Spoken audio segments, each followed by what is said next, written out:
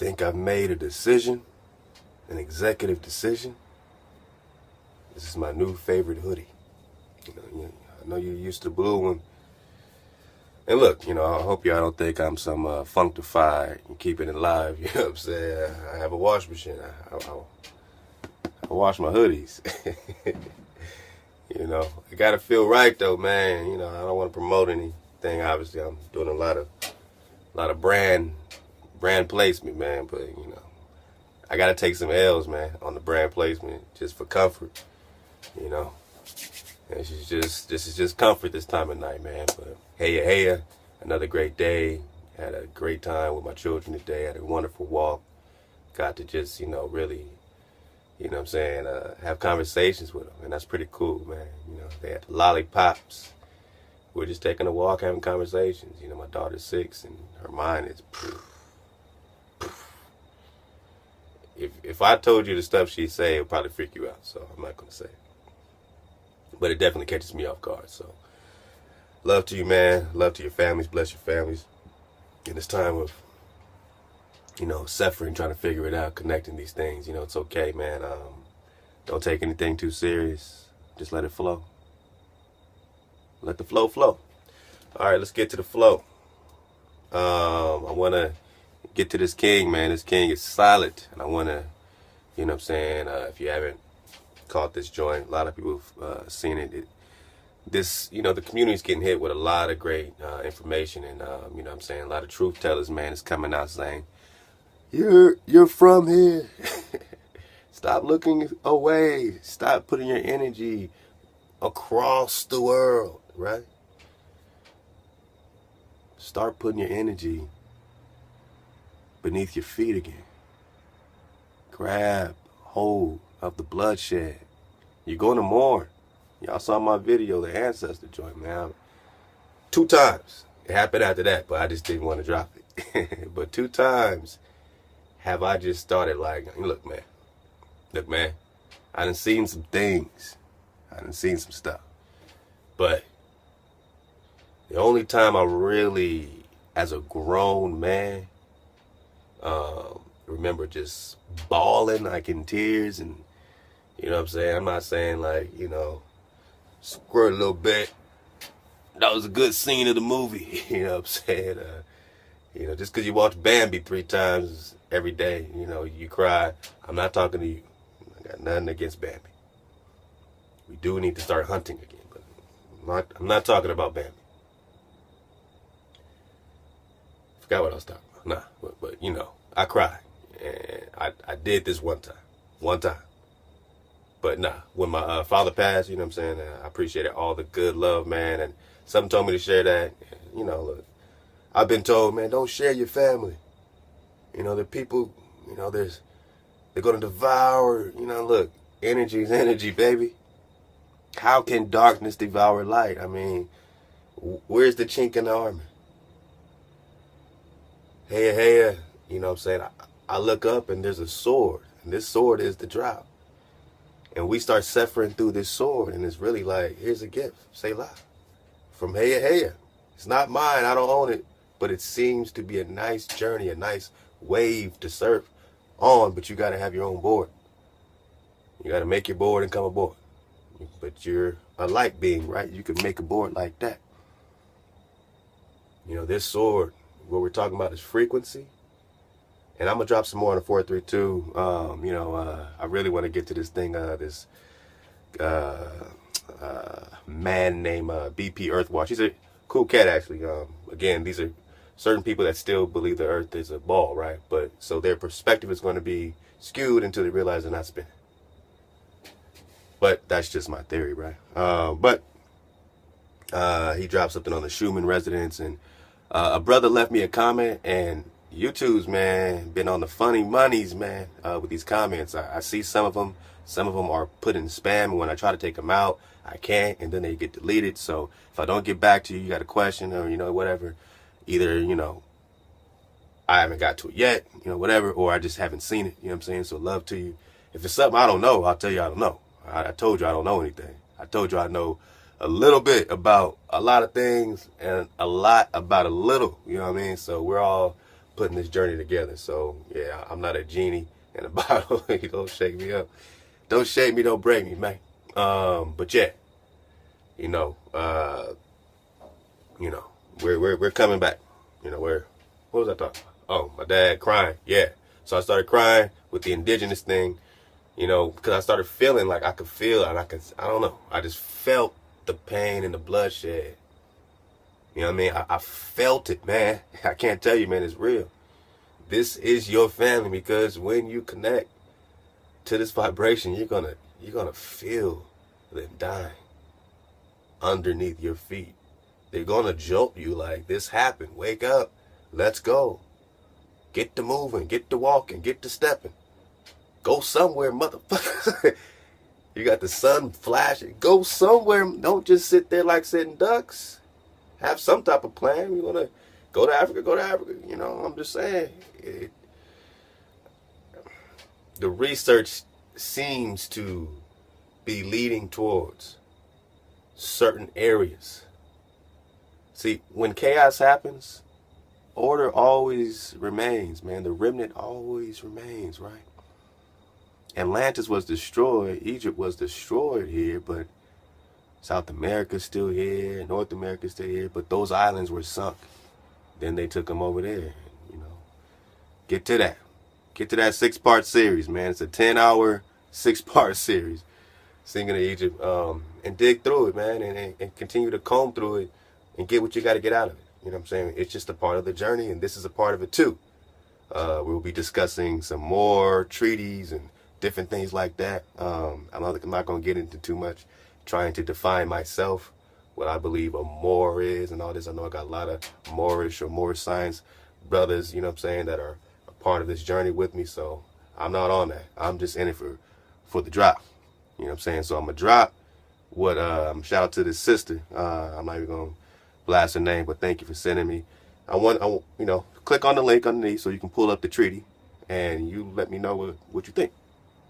If it's, you think it's BS, cool. We're going to read through it and we're going to see how it connects, because we've heard about the Treaty of Tripoli. We've heard about certain melanated brothers and sisters that weren't necessarily fighting side by side with us in the goal of war. Some of them had treaties. Some of them didn't go into captivity the same way that some of us did. You know what I mean? Some of them did treaties, right? And these treaties allowed them to have more freedoms and whatnot. You know what I'm saying? Much more privileged than other tribes. Remember, it's a tribal war, and this brother's going to break it down perfectly, discussing tribes. But before he does, I want to preface it with this document from the Biblioteca de Sevilla. We bring it up all the time, but it's important to kind of keep revamping on this because, certain things, as he connects to his indigenous heritage and love to the brother, I want to focus on all the meat, not just the narrow road of me disagreeing with anything. But for our sake of the journey, I have to put a foundation out there so that, we can, see for ourselves and, weigh the evidence back and forth. But he's going to bring up like Ma'at in Egypt and kind of draw a connection, Well, obviously we know Egypt is here. And again, go back to that 6-part, 10-hour series where my knees were buckling, just standing there doing it, trying to do it all in one day. I did 5 out of 6 of them in one day. I just couldn't get 6 in, man. But got it in the next day. But yeah, we just want to get to the bottom of things. So just like, I'm sure I got a lot of brothers that are into Kemet, different things like that. But at the bottom of things is that this fallen angel frequency at some point hit our natural environment and built up artificial harmonics, artificial chakras, and artificial grid. Like we were, researching in different ways. And again, you look it up and you check it out. We are having a theory, right? So we are this is our classroom, Anyone comes with static, they get dropped off just by virtue of it being a static-free environment. When you come humble, you come with the spirit to build, I build with you. As you can see down here, or the other videos, I like building with my family. Static, it's just not even a part of me. It's not a part of me. Obviously, I'm full of static. I'm saying it's not what I choose to vibrate to. That's a better way of saying it. So I'm not going to go back and forth if it's clearly static. Static is there for a reason, to be static, to be chaotic. You can't argue with chaos. Remember, you can't argue with a fool. You can't argue with chaos, because chaos will always be chaos. There's no way out of it. You'll be turning around. So if it's chaos, according to the wisdom hey has, you know what I'm saying, bestowed, you know, upon me, that I'm trying to, you know, continue to let in to my vibration. If it's chaos according, you know what I'm saying, to that, then I drop it off. You know what I mean? If I drop you off on accident or something, I'm sorry, you know. I'll pick you up wherever I dropped you off and bring you back. I'm sorry. But, you know, this is how we got to work, because we got a lot of information. Just like the radio show, when we get up, you know, we're going to be dropping info. And, you know, if static calls in or something like that, they get dropped off. And I actually got a sound effect for it. So it's pretty dope. Go back to the archive. You'll know what I'm talking about. All right. So I want to get back to this document. And you look it up. You recon it. You know, it's been getting a lot of attention more and more lately. So it's been vetted by some pretty solid individuals. And this is Columbus pretty much saying, hey, man, I came to America to seize the holy city. So when we get to the video, the brother, he's talking about Ma'at and how we got to restore the village, you know, with our mothers on top and the whole matriarchal thing. We understand that by the time, you know, a lot of these oral things were passed down, we had been bent the knee either to the Queen Mother of Heaven, to whatever the case is. So just because it's been passed down to us doesn't mean it's righteous. It can't be both ways. I mean, Egypt and these pyramids can't be in 440 and be hey in the same vibration, you know what I mean?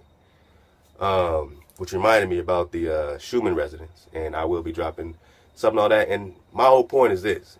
I think they say that the perfect pitch is 430.65, and then some other people say 528. There's a whole menu of frequencies. You ask me, I'll tell you my preference based on the fact that this is what I've been rocking with. You know what I'm saying? My family enjoys it. My mathematics, in terms of what I understand, it makes sense. The creator's not complicated. So when people start saying it's not 432, it's 430.65, I mean, that sounds like someone's trying to twist. You know what I'm saying? When we can actually dig out our ancestors' instruments, and the instruments are tuned to 432, not 430.65. So if you choose to tune to 430.65, I don't know. I never tried it. Go for it, man. But as long as you're off that McDonald's, you're off that 440, we've done our job. Our goal is to promote vibration awareness. So you're aware, at least, that your vibration is being hijacked and bombarded. Then you want to tune your music to 528, whatever you want to do. I'll drop some more on that as well. I'll tell you exactly why I don't prefer it and how I see that, again, as a twist. This love frequency, love frequency, love frequency. And again, we know these twisted people twist words backwards. And my sister dropped that, you know, that love is evil, backwards evil. You know, when they say love, they mean twisted. You know what I'm saying? So, you know, I like 432. 4 plus 3 plus 2 is 9. It's so simple. You know what I'm saying? You could try to get something out of, you know, whatever you want to do. Whatever you want to do. Do it, but get off the McDonald's. So I'm not here to argue frequencies with you. Matter of fact, I'm going to drop how, you know, according to the scale, you know what I'm saying, each one of your, you know, your heart has a certain frequency. You want to tune it. Anyway, I'll break it down later because we got a lot to cover. But you can tune your music to the frequency of your heart for healing, to whatever energy center you want to boost up, your base, your root, your abdomen, you know what I'm saying, your, you know, throat chakra, you know, pineal gland, crown, you know, whatever the case, 432, you know, happens to be the frequency of that crown. So I'm trying to burst through the firmament right quick. I'm trying to wake you up right quick. I don't have time to tune your root. You tune your root on your own. When you play Marvin Gaye, you play that in the root chakra. But I'll give you all the, you know, some more drop on if you want to tune it. If you're into tuning music now, you're using Audacity, you're doing different things, you're getting programs like return to432.org. All that. And again, I rock with my ancestors. When I see the instruments coming out of 432 and not 40, you know, or this or 528, I haven't seen that, you know what I'm saying? So those to me are areas where they can twist things pretty quick. But again, the 528 is where I say it's twisted, is that we're talking about the middle C, right? The A is what we're talking about in terms of A equals 432 or A equals 440. When they say 528, they're not saying A equals 528. They're saying middle C equals 528. But what does the A come out to? Well, 444. So now people are into like the 444 frequency. But look how, get attacked by these mosquitoes. You know, they got, oh man, watch out for that Zika. You know what I'm saying? I got sprays and stuff, man. But we know that this is all man-made stuff, right? So of course, you know. But look, when when you talk about the C equals, C, the middle C, 528, the A is now still 444. Look how close that is to 440. So how far are you getting out of the distortion if you're only going from A equals 440 as the McDonald's to A equals 444? I say get at least 8 octaves down to 432, or if you want to go to 430.65, okay, whatever. As long as you're not on 440, man. So that's my quick sense. Again, you know me, I'm long-winded, and I will drop that drop, and I'll be getting to that after this, most likely. Okay, so reading from this document, pulled it up. It says Columbus Quadracentio in the following words: now that 4 centuries have sped since a Ligurian first, under God's guidance, touched shores unknown beyond the Atlantic, the whole world is eager to celebrate the memory of the event. Oh, Columbus Day. This is pause it. Read it. This is in the Biblioteca de Sevilla in Spain. This is a document that's in Spain, in their vaults of what Columbus and his people put out personally. There you'll find the Book of Privileges. Then you'll find the Book of Prophecies and these things where you understand that he truly believed that he was fulfilling prophecy. He knew he found the lost tribes of Israel. He knew he was searching for Jerusalem and Mount Zion here. So when we're indigenous here waking up and we see our oldest commandments written in stone, or the Decalogue stone and Back Creek stone and Los Lunas in Mexico going back 1000 BC or prior, well, clearly that's not a colonizer coming in 1000 BC colonizing us, right? And how we see these customs are matching up with Israelite customs. We know these people are Israelites. Not all, but the tribes are there. And there's other tribes. You know what I'm saying? And he's going to break down the more thing. And obviously in the scriptures, you got the Amorites. Amorite. So he's going to say something like, that's not really a nationality. And technically it is a tribe. Amorite.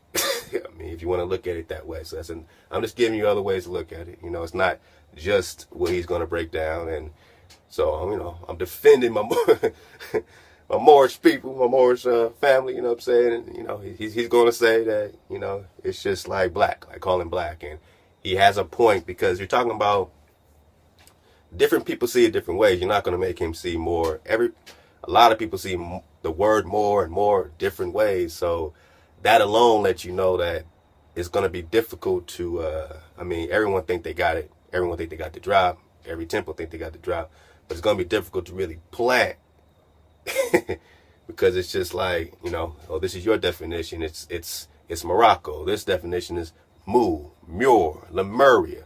This definition is just, black or some general terminology. And that's where he's going to go with it. That it's a general type of thing and that it really just meant, seafaring people or navigator, that type of thing like that. So I dig that, but I also dig the fact that it does say Amorite in our Torah and has that lie to it. So there's a tribe of Amorites. And when you research more, you get Amor. You know what I mean? So these things, will line up different ways. I'm not here to say this way or that way. I rock with the Creator. I'm not into the titles like Hiram Marks trying to tell y'all, hitting y'all over the head with some real shit. I'm just breaking this down, but we're trying to look at the treaties and the documents the same way we're looking at the Columbus document. We're also going to look at the Moorish treaty. You know what I'm saying? And look at it and, tell me, with your scholarly way, what you think about it. So we're in a classroom. Let's build. So I'll keep reading since I got to pause it. Y'all got to see what I'm reading. The whole world is eager to celebrate the memory of the event and glorify its author. Nor could a worthier reason be found where through zeal should be kindled, for the exploit is in itself the highest and grandest which any age has ever seen accomplished by man. The exploit of finding you is what? In itself the highest and grandest which any age has ever seen accomplished by man. Crossing those waters and finding you, not bringing you over here, but finding you after they crossed the waters was to them the biggest exploit they've ever done. I mean, look at what's come out of it. When you see a shop at malls and all this kind of stuff, I mean, that's just the result of the corporate. He's going to break first world, second world, third world down. And, you know, he did it beautifully. He did it beautifully. To where you have to see it from the indigenous. The first world is the world of the indigenous people. It's the world of you thriving in your own world. The second world is the corporation being put on your sovereign backs and then ruling over the indigenous people. Third world are indigenous people that are falling in between the cracks because they don't have a ruling power as indigenous people, and the corporation, you know, don't have their backs at all. They're just kind of like left out there at all. You know what I'm saying? Not that the corporation has our backs, but at least we're kind of claimed as property and we get certain benefits because of it, right? You know, the system. So people that don't got benefits and they don't got that, they're just third world. They're just kind of like, that's the third world. But the second world is the governance of the corporation. The first world is you. You're first. Remember that. Last shall be first, first shall be last. Here we go. You were first and you're last. Don't you get it? They say Alpha Omega. Aleph Tav. Beginning and. You were beginning and end. Your energy, your ruach is, when I say above the firmament, man, it's always been, right? So when that direct energy transfer, that ruach, he breathed into you. He breathed into Adam. He gave this tribe of people his signature, and he says it in Amos, you only of all the families have I known. And he keeps repeating that throughout Joel and throughout Isaiah, you know. And he's saying, you only have I breathed into. So your energy is something else. Melanated or not, that's why they've made a confederacy against you. Because you wake up, the entire white supremacy system topples, which includes most of our melanated brothers and sisters that have benefited off of the enslavement of, quote unquote, Negroes or Hebrew or Hebo or Israel or the tribes that exist the same way our Creator exists. So I love this brother who's about to break this down. You know, I'm just giving you a foundation so you understand that your Creator exists. And not only do you have to look at it in the Bible, the white man's book, right? But it's in stone here, going back over 1000 BC in Los Lunas, New Mexico. And it's also mentioned right here in Columbus's own writings in the Biblioteca de Sevilla. What other? You want some more prime? We need some primary, second. You know, what do you want? I don't know. I'm not a scholar. Huh? I'm just a goon from Inglewood. Love to my family, you already know. Man. So he just said, you being exploited, him finding you, for the exploit is in itself the highest and grandest which any age has ever seen accomplished by man, and he who achieved it, for the greatness of his mind and heart can be compared to but few in the history of humanity. By his toil, another world emerged from the unsearched bosom of the ocean. I'm just gonna go. Hundreds of thousands of mortals have, from a state of blindness, been raised to the common level of the human race. Gotta say that again, because they're talking about you, Negro. He said, remember, oh, we blind. Blind leading the blind. He said, man, look, this is Columbus's.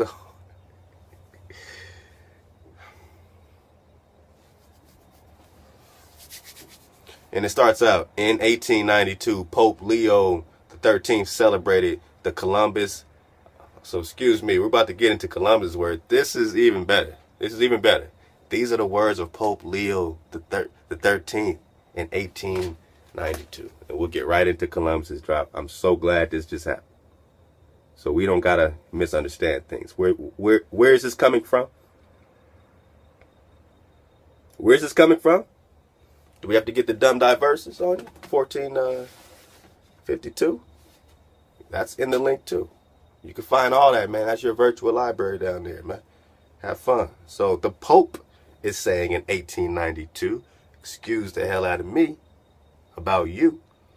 He said, by his toil, Columbus, another world emerged from the unsearched bosom of the ocean. Hundreds of thousands of mortals, Negroes, have from a state of blindness been raised to the common level of the human race, reclaimed from savagery to gentleness and humanity, and greatest of all, by the acquisition of those blessings of which Jesus Christ is the author. Isus, Zeus, Jupiter, Abaddon, Apollyon, Apollo is the author. Who's the author of confusion, by the way? Who authored this? Who's the author of your takedown? These people are, this is brilliant. Because they know you're going to wake up and you're going to understand. They're going to be like, see, I told you the whole time. Lucifer loves that. He said, I put it in front of your face. You're the dumbass, right? So look at what the Pope is saying in 1892. Pope Leo the 13th, by his toil, Columbus, another world emerged from the unsearched bosom of the ocean. Hundreds of thousands of mortals have, from a state of blindness, been raised to the common level of the human race, reclaimed from savagery to gentleness and humanity, and greatest of all, the acquisition of those blessings of which Jesus Christ is the author. They have been recalled from destruction to eternal life.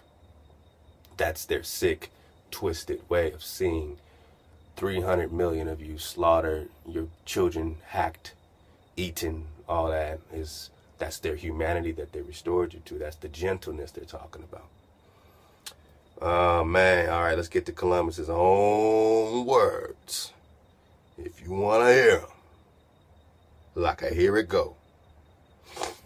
Among the earliest, pull this up. Get there. Among the earliest and most fascinating witnesses to the latter is a manuscript of 84 folios dated back September 13th, 1501. Remember, all those pictures you see of these natives are always like 1890, 1850. This is from 1501. March 23rd, 1502. That's an 8-month period where he had to put this stuff together. How long did it take to seize the holy city? Let's see. In America. With you here. On the same land. Fighting for it. Let's see. Alright, these folios are dated between September 13th, 1501 and March 23rd, 1502, and now preserved in the Biblioteca Colombina in Sevilla. It begins, this is the book. This is the beginning of the book or collections of octoctorates, sayings and opinions, prophecies concerning the need to recover the holy city and Mount Zion, and the discovery and the conversion of the islands of the Indies and of all peoples and nations for Ferdinand and Isabella, our Spanish rulers. Now these fucking mosquitoes. You see, I got these energies, man. They don't want me dropping this drop, so they throw mosquitoes at your boy. Alright? I gotta fight mosquitoes to give you drop. I see the way, you know, y'all see the way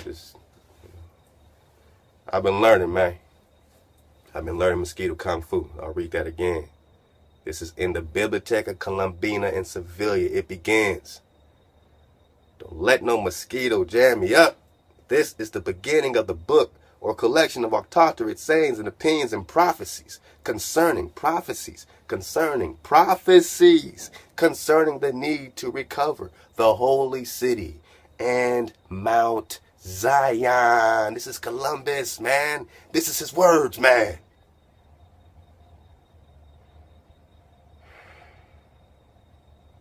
He's saying, I'm going. What's Columbus famous for? Discovering. We just read what the Pope said about it, right? So in his own words, he's saying he's going to do what? The need to recover the holy city and Mount Zion, and the discovery and conversion of the islands of the Indies, and of all peoples and nations, for Ferdinand and Isabella, our Spanish rulers.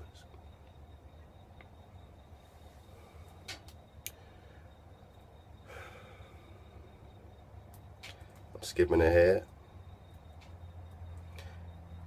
Now, it says this manuscript, commonly known, actually, let's keep reading it.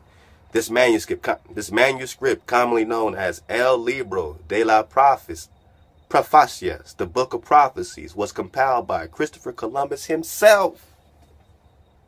Think I was playing with you? Think I was playing? Come on, I mean, God, you gotta feel this, man. I mean, it says this manuscript, commonly known as El Libro de la Profecias. Look it up. The Book of Prophecies was compiled by Christopher Columbus himself in collaboration with Gaspar Gorisio, a Carthusian monk of Italian origin who belonged to the monastery of Santa Maria de la Cuevas in Sevilla. The manuscript begins with Gorisio's transcription of the September 13th, 1501 letter in which Columbus explained the project and asked for assistance. This is their documentation. This is their documentation in Spain. This is from, you know what I'm saying, his sidekick, Gorisio.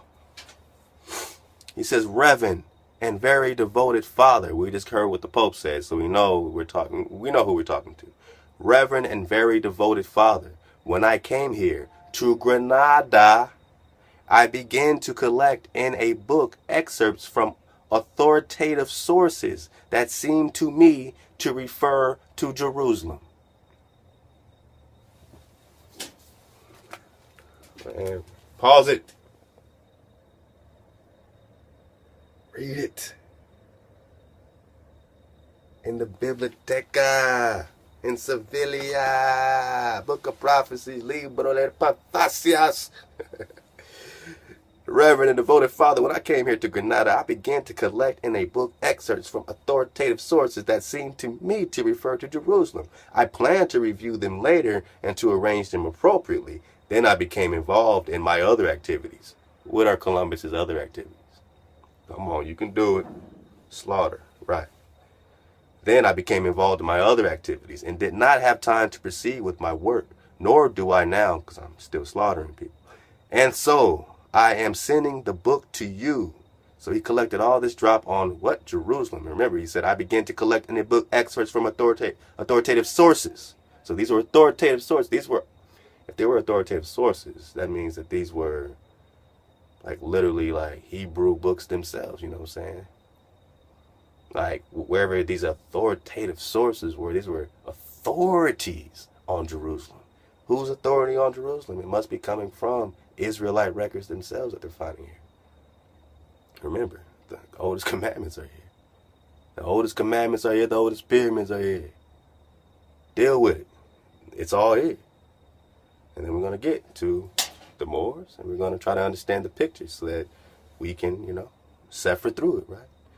So he says, then I became involved in my other activities and did not have time to proceed with my work, nor do I now. And so I'm sending the book to you so that you can look at it. Perhaps your soul will motivate you to continue the project, and our Lord will guide you to genuine octoctorates or more authorities. The search for text should be continued in the Bible and the commentary. So he's telling you what he's talking about. He said the search for text should be continued in the Bible and commentary. Is often useful and should be used for clarification. And he starts going off with that, and you can read more about it. I got to move on, but I wanted to preface this with real-time sources and understanding information that you can go back to, and we're going to end with another source with the Morris Treaty. All right, so let's get to the brother. We know, where we stand. We understand that, or you know where my theory is based on these particular sources, and he'll talk about my and different things, and connect it, but he's not connecting it to your creator, his creator, our creator, and that was our fall. What he's talking about is the reason we got rolled up on. Oh, this matriarchal thing, and what I'm saying, that tribes rock like that. Maybe his tribe rock like that. You know what I'm saying? But us and our tribe, we didn't rock like that. So you got some people saying, yeah, black woman has got, maybe that's what they say in their tribe.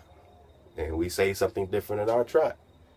Now, we both can't be right. So which one is it? Are we still just lost in religion?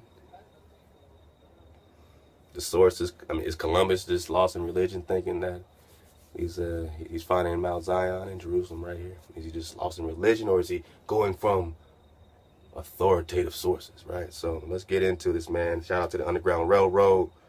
You know what I'm saying? And yeah, man, these brothers is putting in work, man. And this brother you about to hear right here, I just broke that down, but that's just what that is. So so I put my energy into it, but he's about to just kick some major weight. That you watching this not to break him down. I'm building the brother up, and you know what I'm saying. Hopefully, you know what I'm saying, he accepts that, and we continue to accept the build on it. But he has major work. So please enjoy, and I'll try to stay out of it, but I always fail to do that. But hey, man, you don't want to see me, man. Get out of here, man. Why you here? You don't want to see me. All right, here we go. Set you up nice in your hotel suite. All right, shout out to detergent in my hoodies. Let's go. This is brought to you by my hoodie. Oh, scootsy. All right, out of sight. I think we're good. Let's go.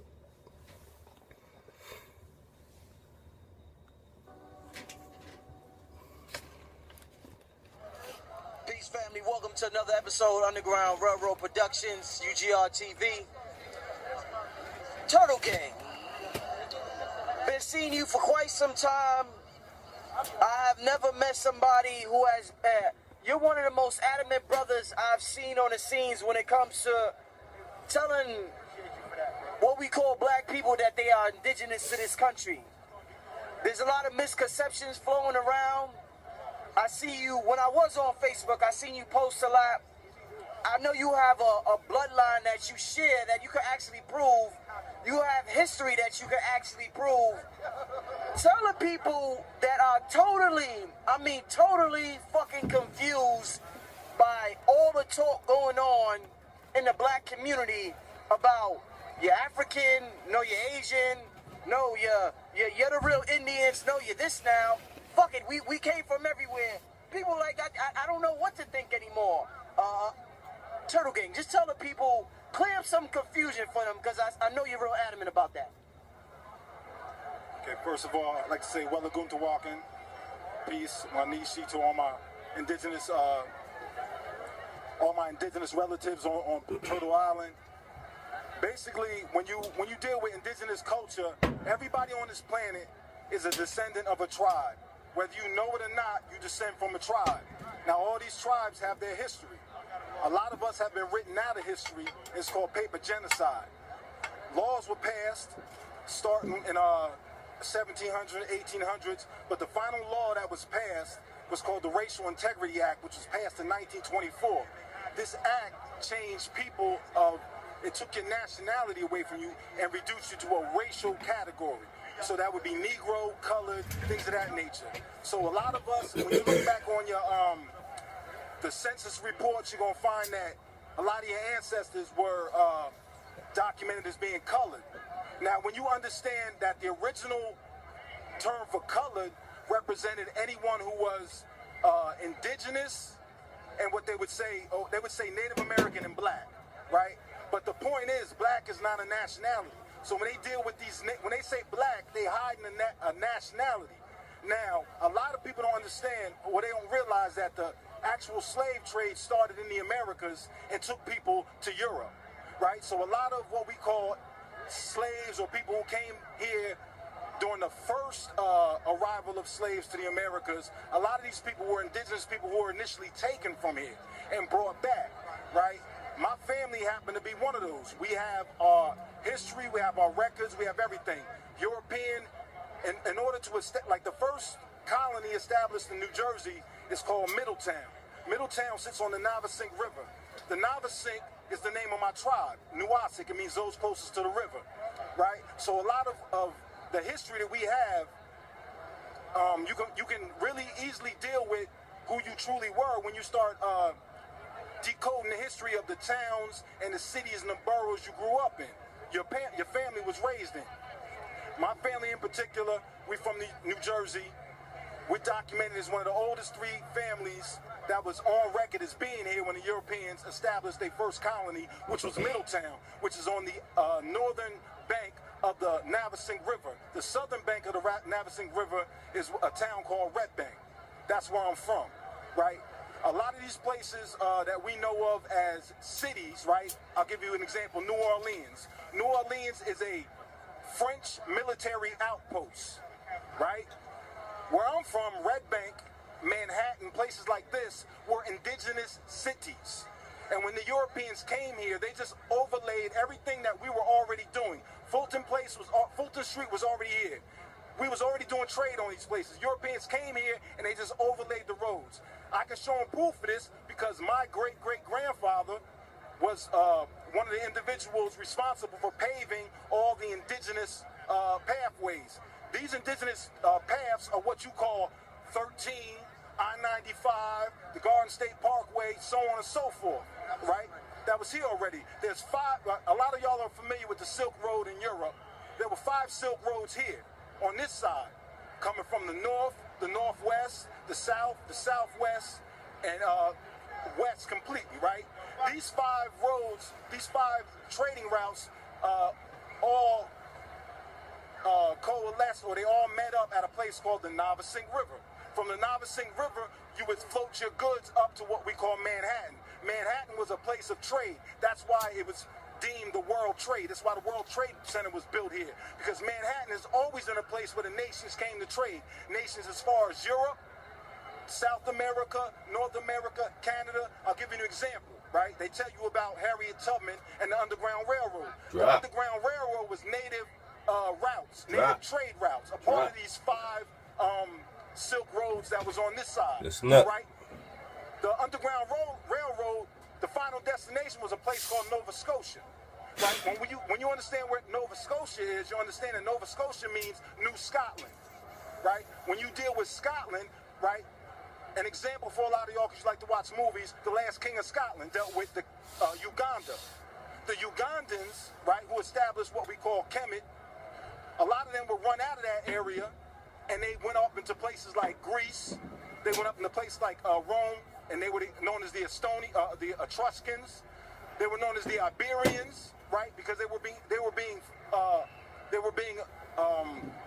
persecuted for their religious beliefs. These people were all Coptics, right?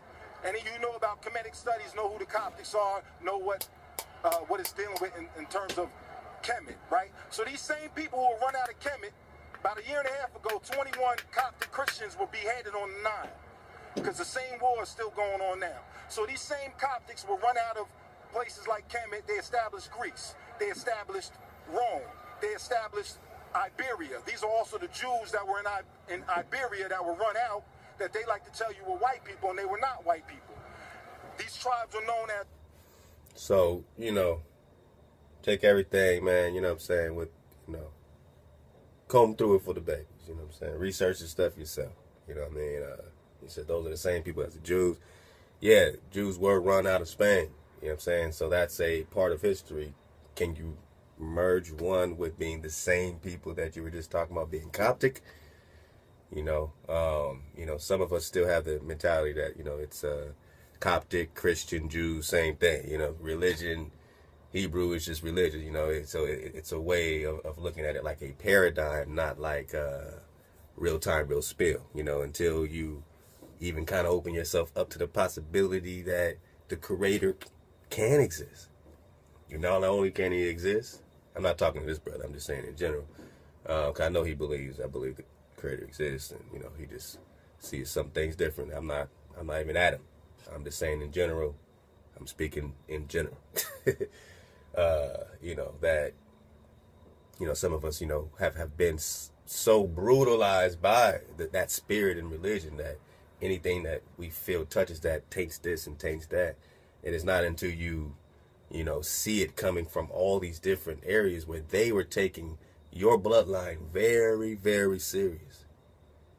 And now you have a situation like Psalms 83, where they formed a confederacy, which means everybody does not, so everybody's pretty much going to say you ain't shit. The Christian's going to say, Israelite, you ain't shit because I'm the new thing. The Muslim's going to pretty much say a version of that. Israelite ain't, you know, even though it's in their sword, you know what I'm saying? I believe the second sword, you know, which breaks down the Most High's promise to Israelites in the Quran. But still, you ain't shit. You know, it's pretty much the running thing, right? You know, throughout the, you know, conscious community. You know, of course, you can't patent consciousness. You know, it's either you're conscious above the firmament or you're conscious below it. You might be conscious of the celestial, but not conscious of the vibration that's sourced at all. You might really think everything came out of chaos. You might really believe in the Big Bang Theory, which, you know, takes more faith. It takes more faith as an atheist to believe that all this came from nothing.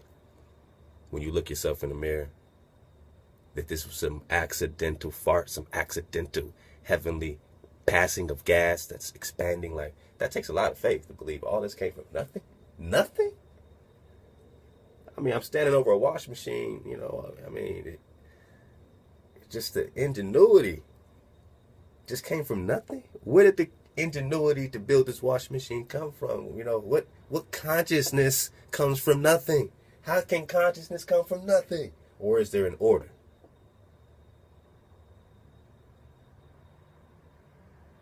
Let's keep rocking.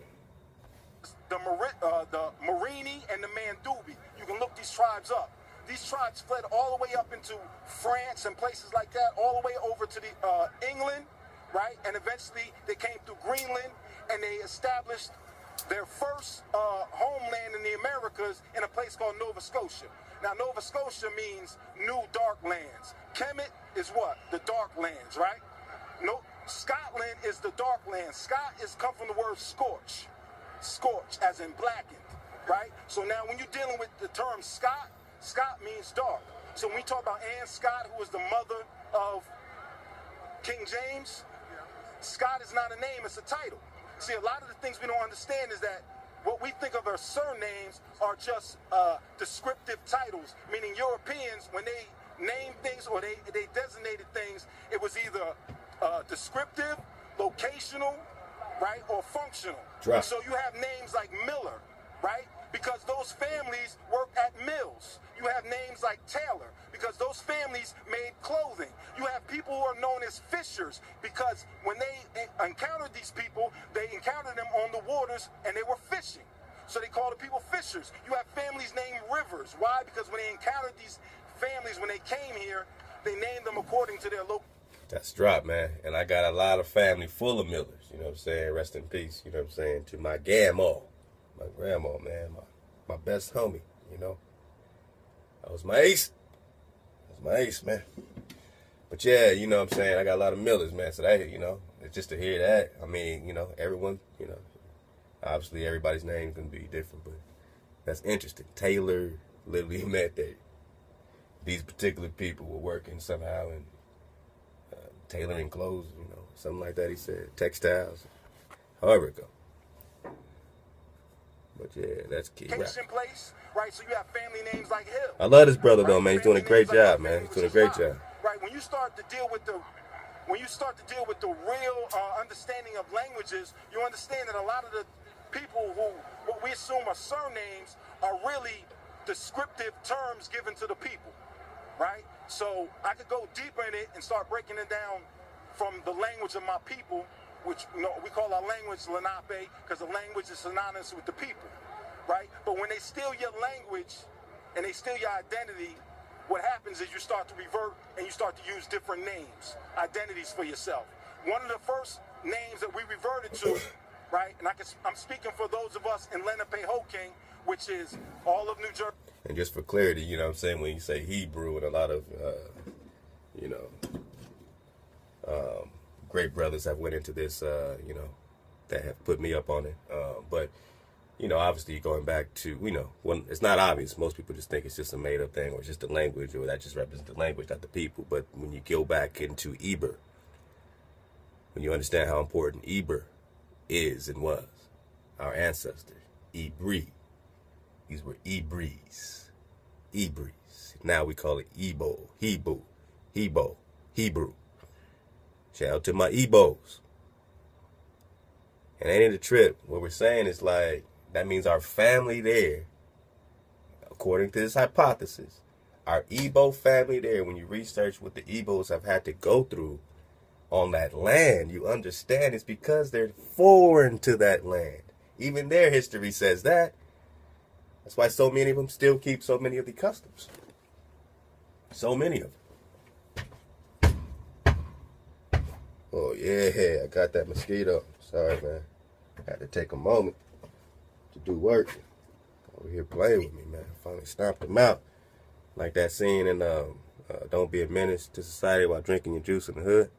And they started like doing a rope-a-dope, ring around the rosy, stomping them out, doing like, getting perfect 10 naughty Komanichis. Anyway, that's what I just did that to this mosquito. Nah, man. So, Eber, Hebrew. These are languages, but they're based on the people. So people just skip that and, they say, well, this is mine based on, okay. This is our root. That's concrete. Now we can look at migration patterns. Now we can line it up with the Mayan and the Aztec. Now we can line it up with our people. And Titlan. The four corners. Aslan. Now we can understand how it's lining up. That they're coming back home. This is what's their indigenous land.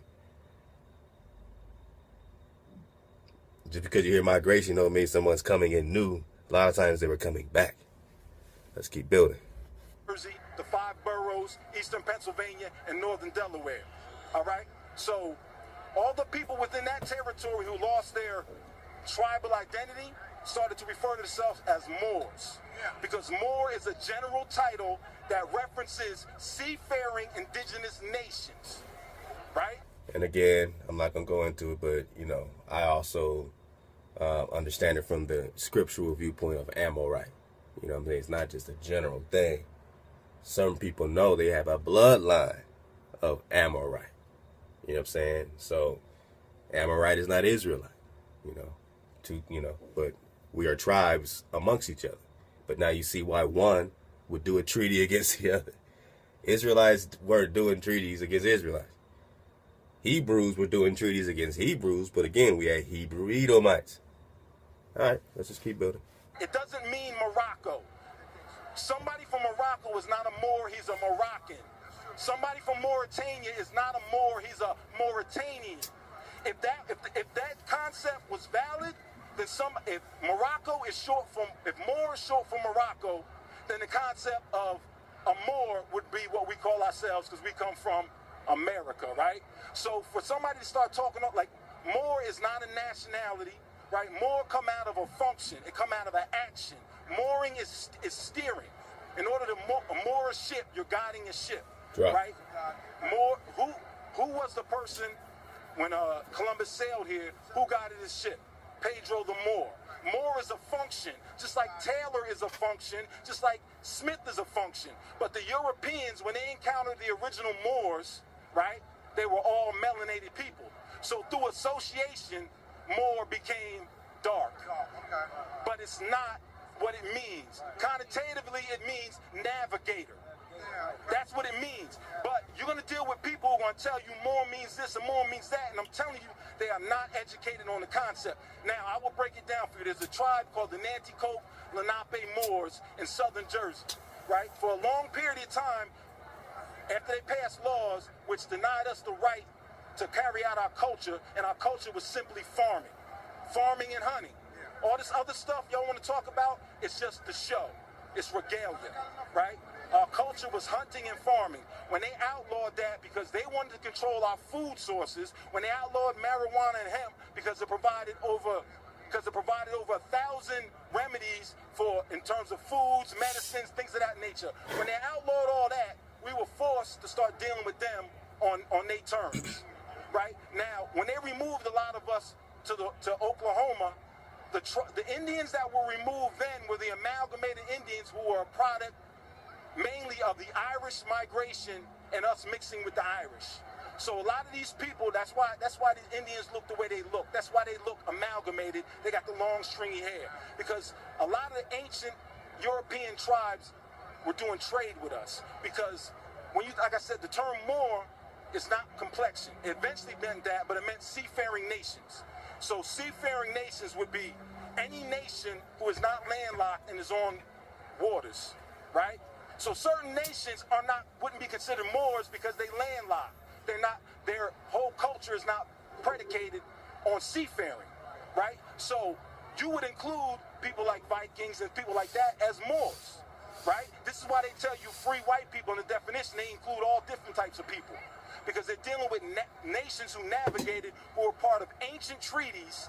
And I can name the 6 ancient treaties, but we could, you know what I mean? We'll do that another time. But there were 6 ancient treaties that united all the tribal families on the planet. These planets did trade in places like the Isle of Man, which is a small island off of Europe. You know what I mean? Off of England, pardon me. Tune in. We're dealing with ancient indigenous cultures that migrated via navigation of boats and ships. Now, we didn't need giant boats because if you're familiar with the Filipino islands, you know you can island hop in canoes. You can get from Africa to the furthest island in the Filipinos because they're so close, you can island hop. Well, you can island hop from Europe to the Americas via Greenland and the islands that are in between that the map don't show you. All right? So when they talk about the Bering Strait, those were the Asiatics that came over here at another time. The actual migration that our people took to come here from places like the Middle East, Kemet, Africa, East Africa, came through what we call Europe, Greenland, England, things of that nature. Now, anybody who wants to question this information, all you have to do is look up a group called the Micmac. So, what he's saying could be absolutely correct. I'll just add to it and say that I steer away from saying absolutely. Absolutely, our people must have came over to Greenland because I'm holding documents where they are searching high and low for the origin of us. They have stuff, the inquiries of, yada, yada, yada, yada, of this distinct characteristics of these particular people. Like, they are into, they cannot figure this shit out for shit.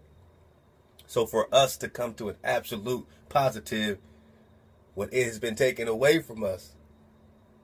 Now, I don't know. His family might have this story passed, and that's why I said he could be absolutely correct. I'm just saying for the rest of us that's not in his family, that is not getting that particular oral situation, and we don't, when it's oral, we don't know, right? So we can only stand by it, and that's cool. I rock with him because I'm not against him.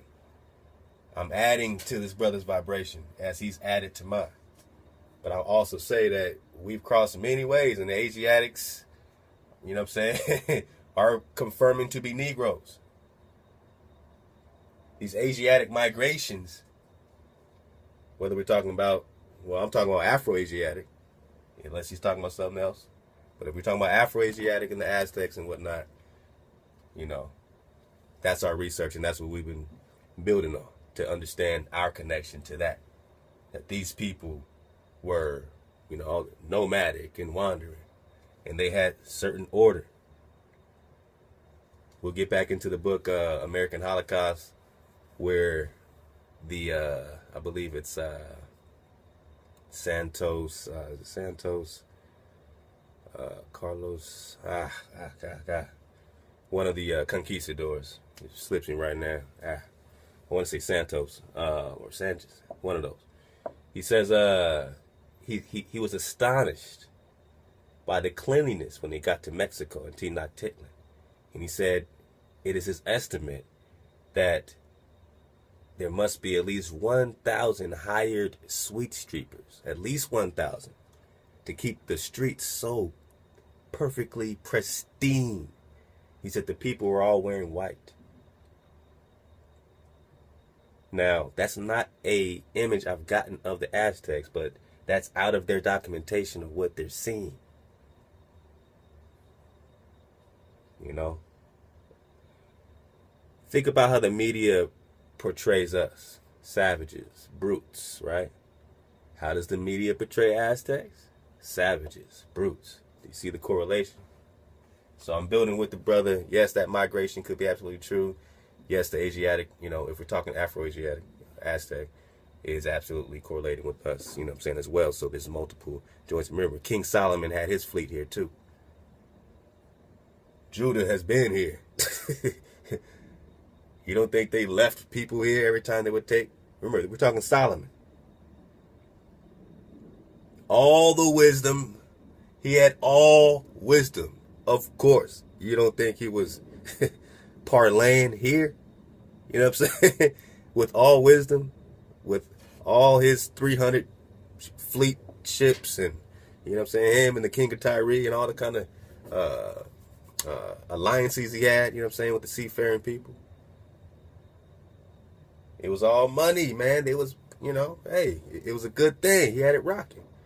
So yeah, Judah's been here. We all been here. So the mentality of this must be Gad is ludicrous, literally. All right, we are here. The tribes are here. Let's go. The Micmac are located in Canada on down to what we call Maine, right? The Micmac have a hieroglyphic script.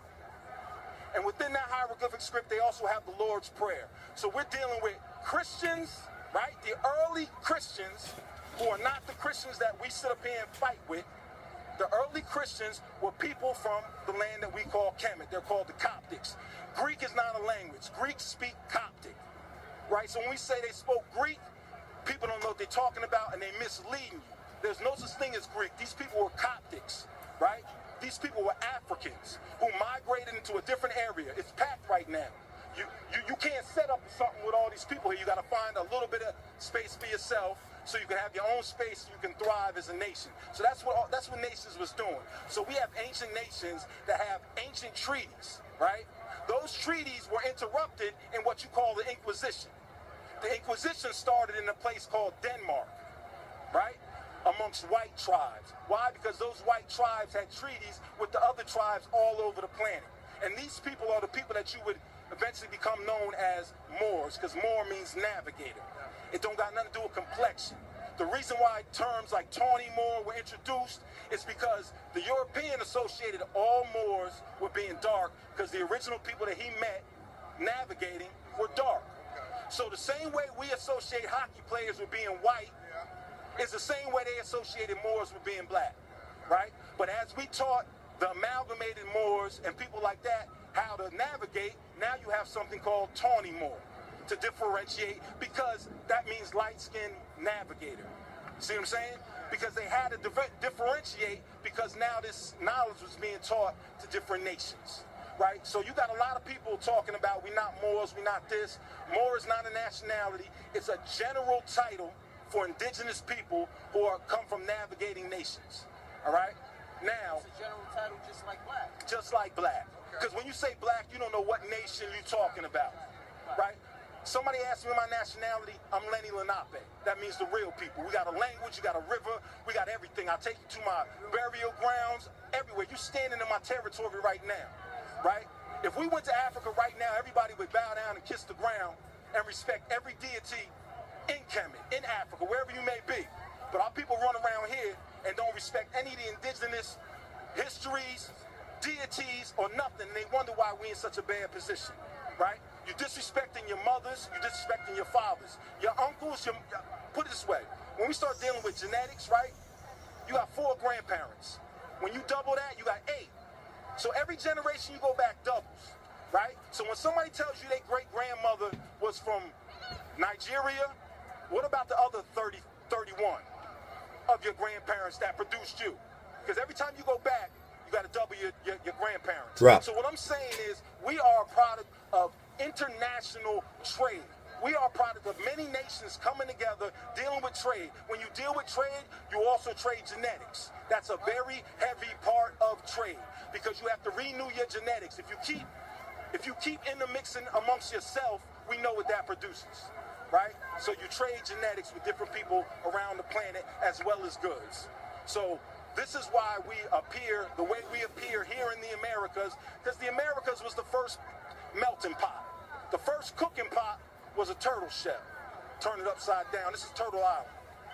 Gumbo, Louisiana. You understand? That's the culture of America, and that's the culture that drives the world. It's the combination of all cultures. Even in Kemet would not have been a great civilization if it was just one group of people. Because no new ideas can be brought in, nothing can happen. It'll just be a stagnant culture. You got many, and if people want to deny that, we can just talk about multiple symbols for the same deity. Which shows that you're dealing with different people from different areas, but dealing with the same concept. And the same thing can be said over here. You know what I mean? You run around looking for Ma'at, go to a powwow, you'll see Ma'at walking around. She's not going to be on the wall, living, breathing. You understand? My Ma'at is my clan mothers. You understand? Because if my clan mothers, my elders tell me no, it's a wrap. Because I want to maintain my respect within my family, within my tribe. You understand? Who said that? I told you the slave trade started with Native Americans being brought to England. That's what I said. I never said that. You know what I'm saying? The Africans that eventually were brought here, you know what I mean? They were brought here because they couldn't enslave us anymore. You understand? Why? Because you can't enslave a man in his own home. You know what I mean? And I'm telling you right now, all these inventions, they give credit to African Americans. Ain't no African gonna come to the Americas and tell you when to plant your stuff. It's a science you gotta study. It ain't the same over there as it is here. You gotta know the land, right? So all these achievements that we ascribe to African Americans, these achievements by Native Americans who had to take on an identity of being African American because they was hanging us. But you think they was hanging people because they was Africans. Right. Africans just want to go home. Nigga from here want to take his shit over. That's a threat. Right. You understand? So all these niggas you seen getting hung in the South, it ain't what you think. They hanging these people because they knew the routes. You understand? They hanging these people because they all had the potential to be Harriet Tubman. Because they all could lead these people in a path to get them away from these Europeans. You know what I'm saying? I can name countless tribes that relocated up into mountains because they didn't want to deal with these Europeans. You know what I'm saying? And those same tribes are still here, but we we call Negro, we call color, we call all these different things. And when we try and bring this information to a lot of our people who are black and proud, and I understand that. I understand what's, the process that made us proud to be black, everything we came through. But the point of the matter is you all come from tribes. I don't care if you know your tribe or not, you descend from a tribe. And tribes are only one that have legal jurisdiction over lands. See, the problem is our people don't rise above corporate law. Corporate law is the glass ceiling that you cannot rise above. When you rise above corporate law and understand with international law, which is based on treaty, right? Come on. When the police come through here and they snatch us all up, they're going to snatch me with you. But when the remedy comes, my remedy is going to be much different. Because they know who I am and they know they don't have jurisdiction over me via any of this false paperwork. You understand? So my thing is this, we looking for people, we looking for a way out, but all the people who are trying to provide a way out don't have jurisdiction over this land. We need to deal with the people who have the actual jurisdiction of this land, and we need to empower them. The same way the gays were able to create a platform for themselves politically and things of that nature, we have to come together as a people We have to rally behind the people who actually have the authority, or what's going to happen is the same thing that happened in Haiti. Now, for a lot of people to understand what happened in Haiti, when Haiti overthrew the French, all they did was step into the powers of position that the French held. They didn't go back to their indigenous culture or their indigenous way of life. So now what you have is you have a second world government being overthrown. When I say second world government, I'm saying the second government on any land is corporate government. The first government is indigenous, or the tribal government, which signs the charters and the deeds, which allows the corporations to operate on your land. That's called the second world. The third world is somebody who's left out of the first and second world, meaning you're not a tribal government and you're not a corporate government. So when Haiti overthrew the That's huge, man. Come on. If you knew that already, how come you never shared that? So I'm not gonna assume you knew that, because I know you're strong, and if you knew that, you would have dropped that, man. But nah, King to this brother, man. Turtle gang. Turtle gang. Hold on, let me adjust my battery situation. Real time with you. You know, I'm terrible at this upside down stuff. Yeah, get. Nope, that didn't work. Okay, there we go. Yeah, Turtle gang. Man, love and kings to you, bro. You know what I'm saying? We're at a vibration now where it's not about agreeing with each other. It's not about, oh, you agree with this, you agree with that. You know, it's the vibration taking us over, man. You know what I mean? So our tribal roots and rituals and stuff like that can't be the stumbling block to come together. You know what I mean? You know, if we put the creator first, we're straight. Now, you come next to me saying, hey man, I hate the creator, you know, I can't do nothing for you.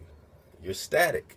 I gotta drop you off, but corporate government that was instilled by France, and they didn't reinstate their indigenous government dealing with their clan mothers and their tribes and things of that nature, they fell into what you call a third world country. Now, these third world countries don't have any allies because they're not aligned with the indigenous tribes, and they're not aligned. I gotta back it up because he dropped that first world, second world, third world drop. All right, let's get that back. Flapjack. Man, that was real dark. Sorry, I had my screen so dark. I mean, I'm trying to conserve my battery, but dang. Sorry, my people. It should be good. And yeah, you're going to talk about the clan mothers, and you already know what I feel about this. We have an order. You know what I'm saying? It is ours. That's what I rock with. And my tribe. Your tribe might rock with clan mothers. Be matriarchal, but that's not according to my Torah, which he would say it's just religion, and I would say I'm looking at the artifacts, bro. I'm looking at the customs of the people, the migration pattern. It matches up. You can't throw away the word of hey. Once you insert that, that's your order. That's what makes you come to life. Or else the same thing is going to repeat itself, right? See, he could say all this, but the one thing he's not addressing is why. Why did it happen? Why? Why the slaughter? Why? Because of the ebbs and flows and things happen, man. That's not an answer, man. This shit can't happen again. We can't let this shit happen again. Why did 300 million people get slaughtered, man? Why did the babies get ripped and torn in two? Okay, you know your language and this, and you got a lot of drop on this legal drop, man. I want to share it. You got some more drop. I want to share it. You know what I'm saying? We should all suffer through this, man. You know what I'm saying? Find the baby. So, again, my Moorish brothers don't be, you know, we're just trying to find some babies to connect this journey. It's just a classroom. You in, you out. Love to you. But, yeah, you know what I'm saying? I'm getting to the order, man. I'm getting to the strength. I'm getting to the Aleph. I'm getting to the Hebrew. He's not talking about how his language is correlating with this language, this Hebrew. That's mathematically, numerically. I mean, does his language have numerical values the same way that the Hebrew does and speak in so many dimensions and vibrations? Is that what I don't know. I'm just asking. You know what I'm saying? So We're taking that vibration back. These people built technology based on your Torah. They took your Torah and made technology. We just take it and say, well, look, man, it says Egypt, Syria, 1/3. You're not Israel. You're a Canaanite. They're building technology based on the mathematical values, the vibration they're getting from this. They're getting the drop. They're extracting the skinny. And we are stuck in a whole nother blind dimension. So let's get that back with the first world, second world, third world. Brother's doing a great job, though. You know what I'm saying? Got to keep the trail on this side. The indigenous culture or the indigenous way of life. So now what you have is you have a second world government being overthrown. When I say second world government, I'm saying the second government on any land is corporate government. The first government is indigenous or the tribal government, which signs the charters and the deeds, which allows the corporations to operate on your land. Whoa. That's called the second world. The third that signs the deeds and treaties. So when we get into these treaties, when we talk about the Moorish treaty that we're going to bring up, or the Treaty of Tripoli, which Lex Will brings up a lot, we're like, okay, well, let's look at the treaty. Who's it between? Why? Why must you make a treaty with this corporation? And what happened to the people? What happened to the children? I mean, your tribe could have made out like a fat cat. Your tribe saved themselves. That was your salvation, don't you understand? Salvation literally means being saved out of chaos. When you say Mashiach, that is one that comes and rescues you, saves you. When you say Christ, you say, did he save his people? Did he physically take them out of chaos? Or did he reemerge, you know what I'm saying, come back to life in 3 days and then bounce and say, I'm going to come back later, and his people were still left there in captivity? Greek captivity, Roman captivity. Come on. We can keep the dice rolling. A Mashiach saves his people straight on the spot.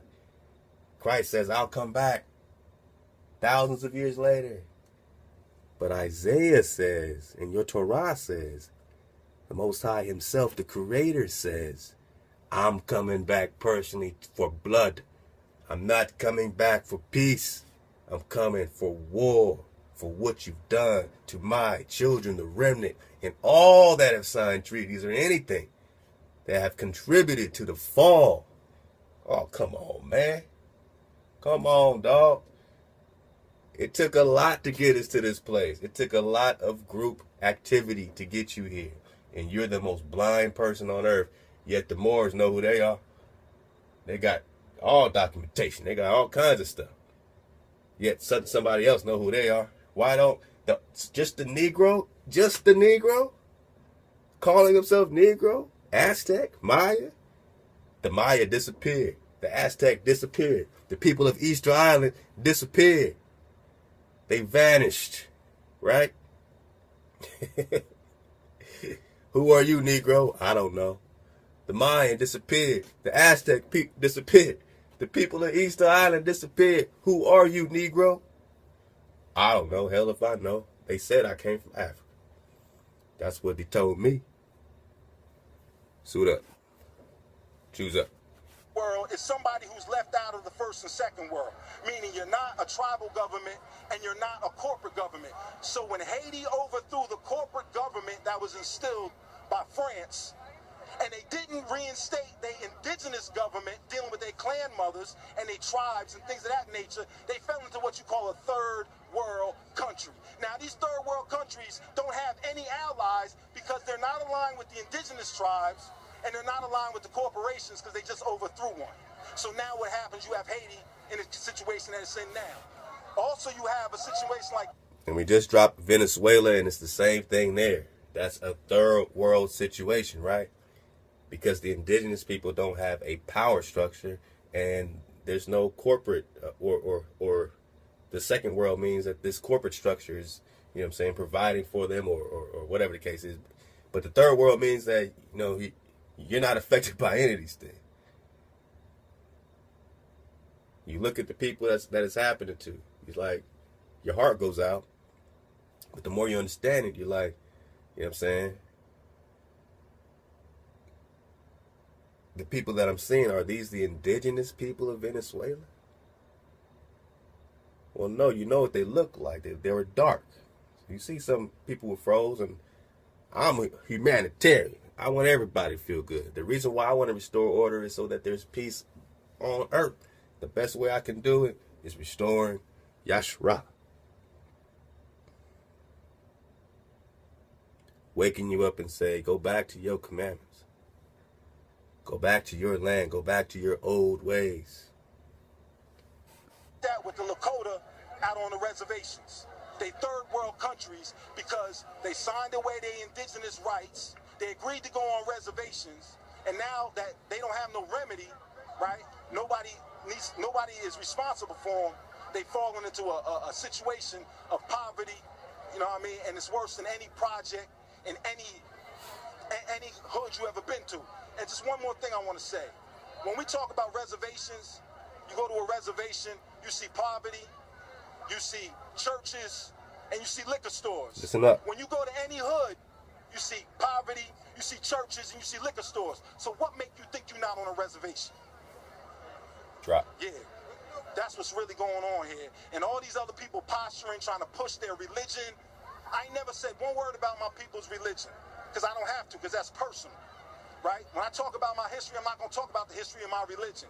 Talk about the history of my people and us having jurisdiction over these Europeans here. Right? So ain't no foreign religion going to save you in our situations. That's personal. Keep it to yourself. What we have to deal with is who has the real... And obviously that's what, we was getting at. You know what I'm saying is, yeah, we've gotten conquered by foreign religion. But your commandments are not foreign to the land. That's why they go back over 1000 BC. And that's why you see them popping up all over Ohio. Moses and stone and this black artifacts of Moses holding up tablets and all this stuff is popping up underneath in New Mexico, Arizona. And they're tentatively dating it to 1000 BC, which means that most likely it goes back prior or connects to this migration of people coming back to what they call their mountains and their valleys. Going to war against the Canaanites, as the scripture says, because the Canaanites were out of order, meaning that they weren't Heya first. Didn't mean that they're bad people. It's just that they have their own land, and they were supposed to be there in divine order, not on another people's land. Again, Egypt can't be here and there. That's not dope, right? Would you like me to set up my kingdom there and here on both hemispheres?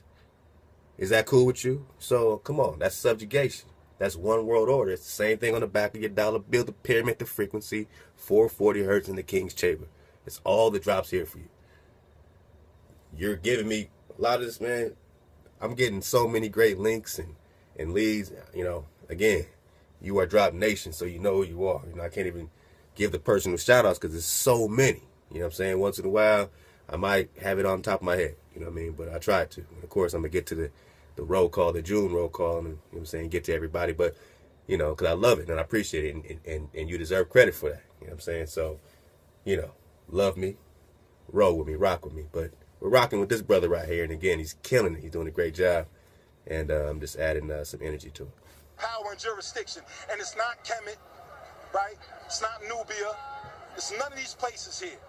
The people who have jurisdiction are the tribes. And we need to deal with the tribes, whether you know your tribe or not. That's who you need to empower. The same way old people empower other old people and they control their votes, the same way homosexuals control their votes. We need to control our stuff dealing with the fact that we're indigenous people. But we also have to understand that just because you are melanated, don't think you're not a colonizer. Because if you're here from another land and you pushing another culture here, you colonizing. Man, now, there you go. When you come here and you respect the cultures that was here and you assist them, they'll assist you. There you go. And I'm telling you now, it's groups that have been at the UN for the past 2 weeks that I'm sure none of you know about. And they look just like me and you. And a lot of y'all would call them crazy because you say they trying to be something they not. But they sitting in the UN banging on the beast for real. You understand? And that's who we need to start dealing with. We need to start dealing with real movements that have real power and jurisdiction. I understand the street movements. We feel good about ourselves. We feel like we're doing something. But when we start dealing with real politics and really taking control of our cultures and our futures, we have to deal with the people who have jurisdiction over the land. We have to get behind them. So all I'm saying is the same way we come to these rallies, these events. Right quick. And this is where my vibration leads me to a different reasoning, should I say. Because do you really think you can bargain with the UN, the beast? When you read about them, literally 2 grown-ass men holding a 1-year-old or a 6-month-old. This is in their writings. They gloated over this stuff. They wrote it back to the king.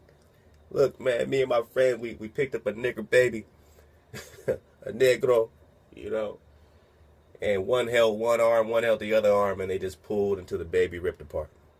In their fucking documentation. These are your UN.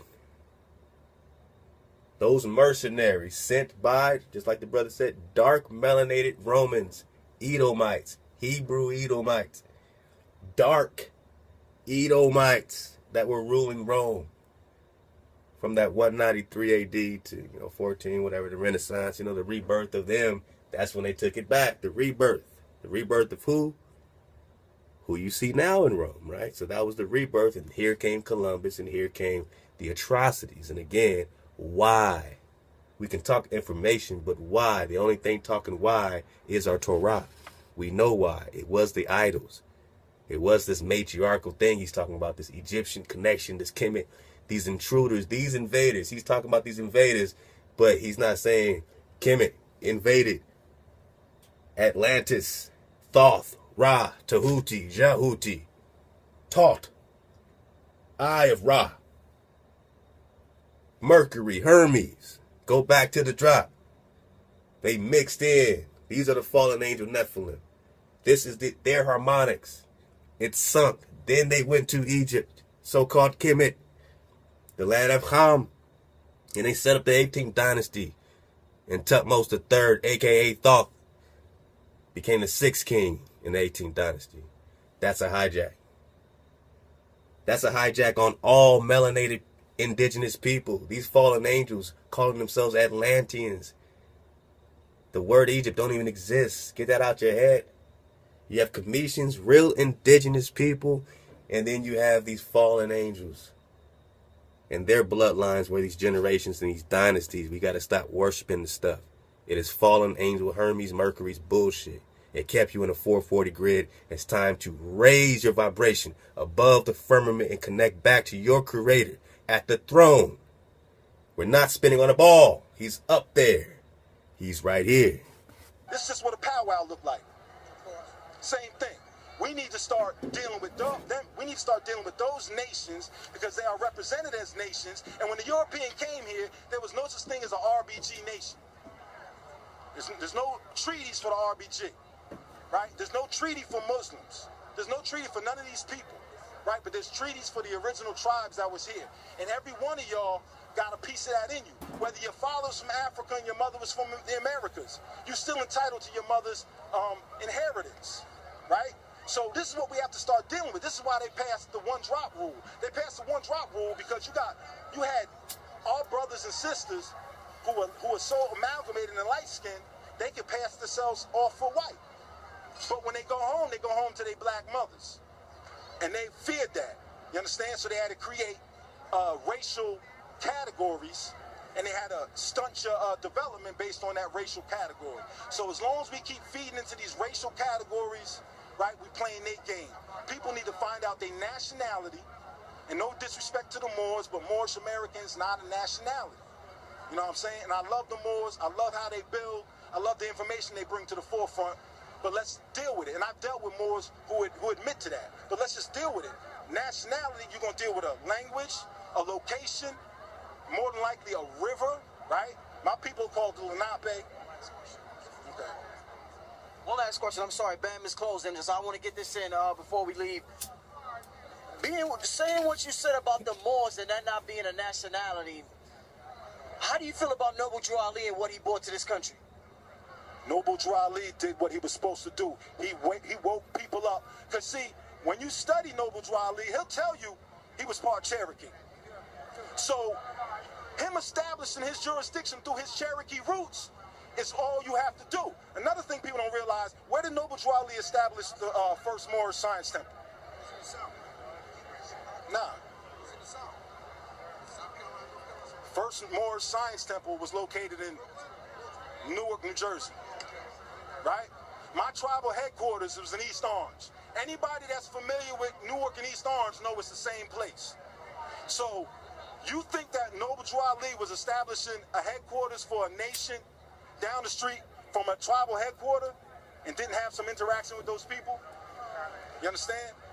It's protocol and things of this nature. So Noble Drew Ali do what he was supposed to do, because like I said before, when people fall out of their identities, they take on a general term, just like we call ourselves black. So when people fell out of their nationalities because they was being outlawed and you couldn't be that, or else your family be separated. You understand? If you had a light-skinned child and a brown-skinned child, they would separate the children. Wow. Right? So to avoid all that, you say, well, I'm not Cherokee, I'm not Choctaw, I'm not Lenape, I'm Negro. Because now you can stay in your territory. Wow. You can stay where you own land, where you owned your farms, but you are no longer a threat because the Indians, wow, right, so-called Indians, had jurisdiction. Did you know 100 years ago, if you were sick, you can go find an Indian, go to a doctor, and the doctor got to treat you free of charge. Come if on. the Indian bring you in there? Yeah. Because he's indigenous to the land, and these people are foreign occupiers. Wow. Right? So when you have a large group of indigenous people that can't be taxed, that's another thing. Indian mean, fuck all that other shit. Indian means you can't get taxed by the European. So if you niggas want to run around here and be something you're not, fine. Yeah. Indian means you can't be taxed. Oh, That's man. why they had to take you out of that status. Oh. Ooh, wee. Put it in the air. Come on, man. Hey, he got that drive. I just told you that. I love my brother. You know what I'm saying? Again, I could be completely wrong about absolutely everything. I still love my brother. So, did you know that? They can't tax you if you're indigenous? Remember, they had to create a fictitious title just to get away with this corporate system. So they had to put you in the system.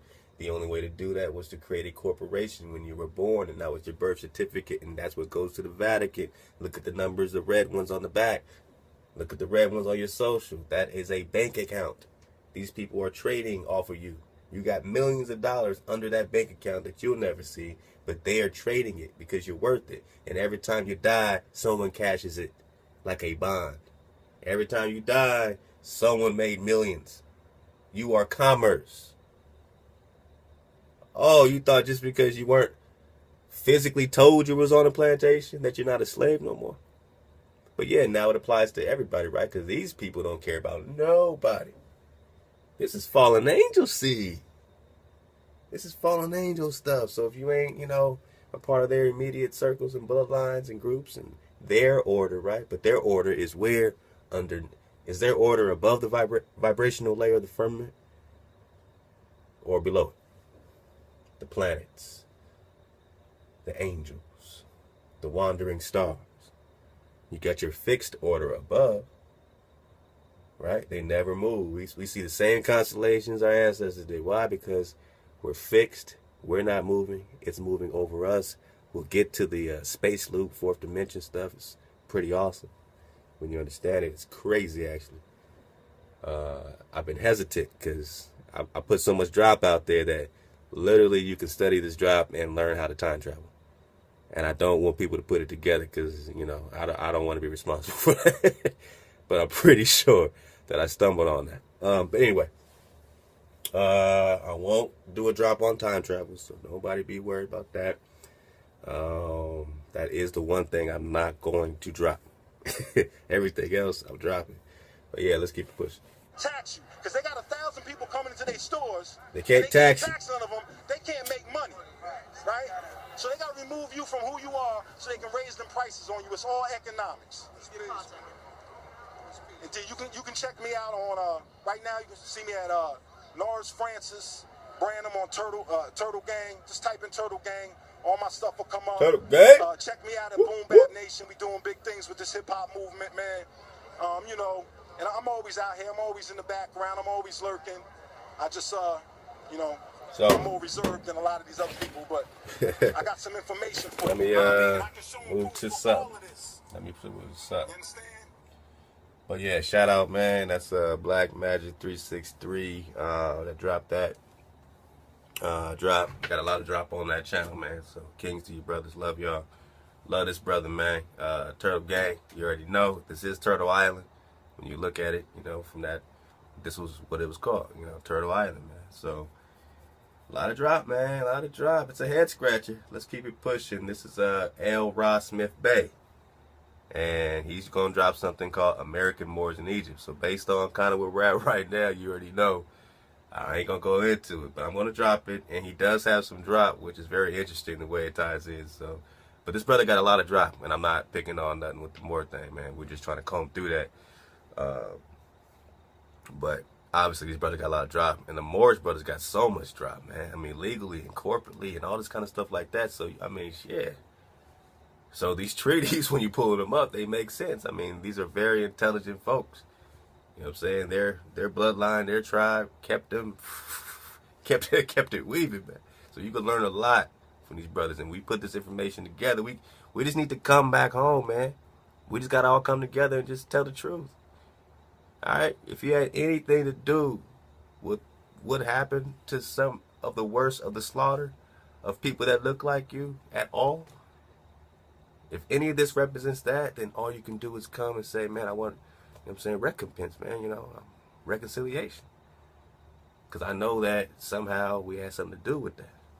We went through what we went through, but these things helped us out, but it didn't help you out, and it actually made it worse for you.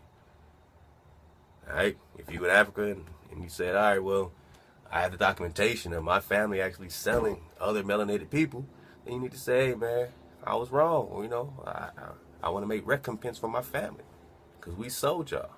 We found y'all Hebrew people, and we said, yeah, you're foreigner. And our people in Nigeria, the Igbo, Hebrew, were taken from here.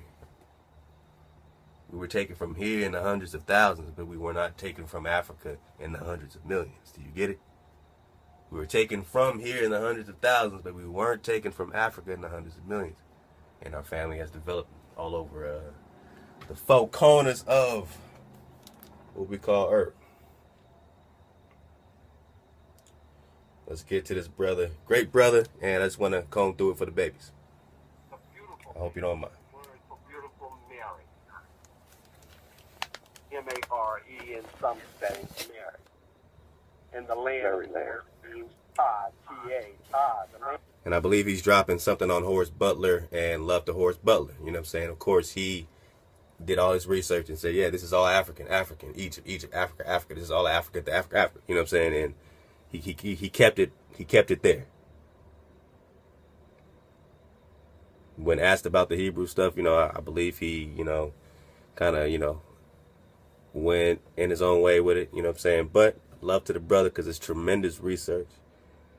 You know, but these people didn't come from Africa. They're indigenous to the land like everyone is indigenous to their part of the land. What's so hard to understand? If the white man's saying you come from Africa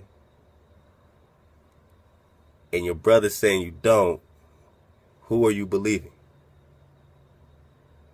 What's wrong with this being one earth, having people indigenous to all parts of this place? More importantly, it's not where you're from, it's where you're at, meaning what is your inheritance?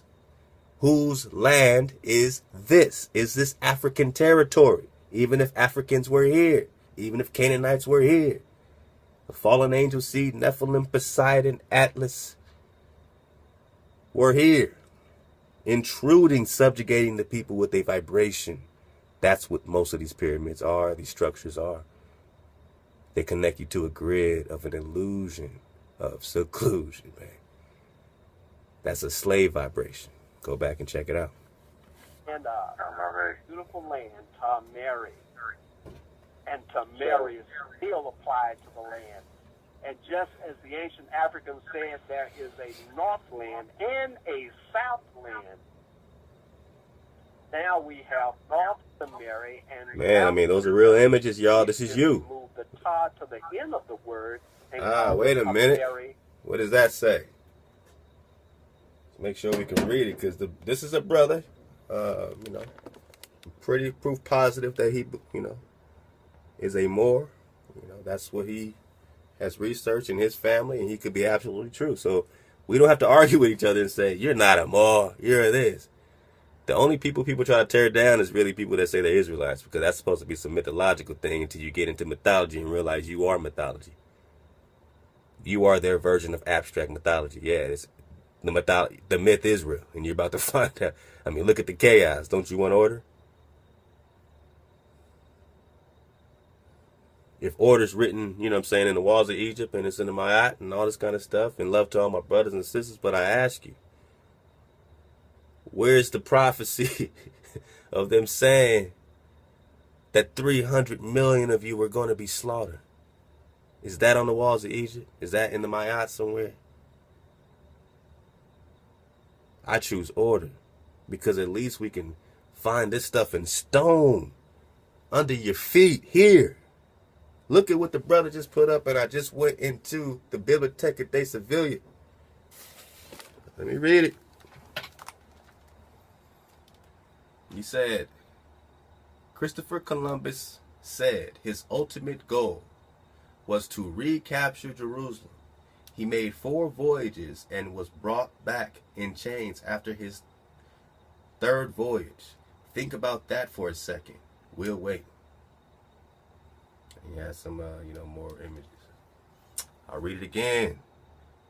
Christopher Columbus said his ultimate goal was to recapture Jerusalem. And you read the rest. He made 4 voyages and was brought back in chains after his 3rd voyage. Think about that for a second. We'll wait. So did he just confirm my separate evidence, and he's a Moor?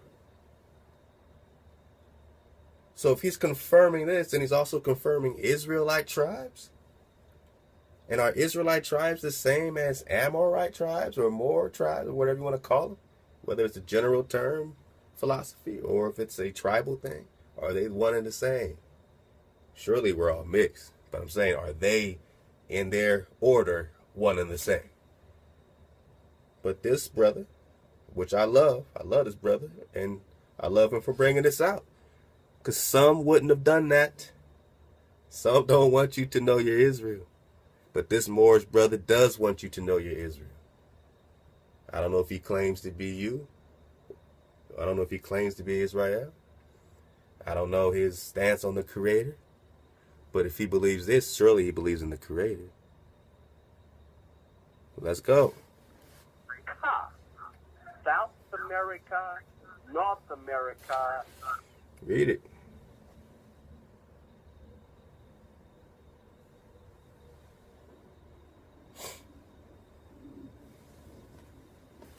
Okay. He says, America, Atlantis. I can't make this up, man. This is separate substantiating evidence. Y'all thought I was crazy talking about Atlantis, and this separate source is right on target with Jerusalem. Columbus coming here to recapture Jerusalem, the holy city, Mount Zion. He puts it out there, and he puts out America, Atlantis right on your face bone right quick. America, Atlantis, and as the curtain which has hitherto concealed the prehistoric connection between the peoples of the ancient Egypt and America. Of course, we got the Grand Canyon. It's lifted. It will be seen that the people of the eagle on the Nile, eagle being descended from the original people of the eagle of this continent, the twain are one. And the prehistoric America was the original Egypt. We just dropped that. Just literally 10 minutes ago. Rewind. Rewind it. Was the original Egypt or Eagle land prior to the mighty dispensation. Remember, what's on your bill, what's on your dollar bill? The eagle. You got to follow the eagle to see your captivity. Every nation rocking the eagle is against you.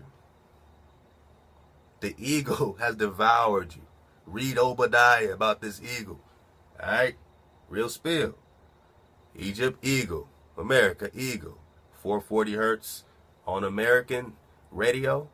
440 hertz in the King Chamber in the Pyramid of Giza. You got the documents. Click them. Man, I'm on a journey, aren't you? Since the 2001, and the prehistoric America was the original Egypt or eagle land prior to the mighty dispensation in the days of Pele. Dispensation, the earth was divided in the days of Genesis 10. Read that, Pele.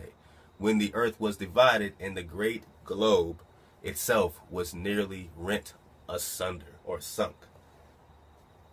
It says, firstborn among continents, America has been falsely denominated the new world.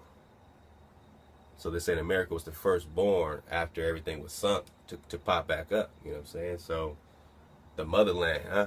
All right, let's keep it pushing. Living in the land that was named by Egypt. Here are your Moors, who are named from Tamari. So he's calling everybody a Moor now, right?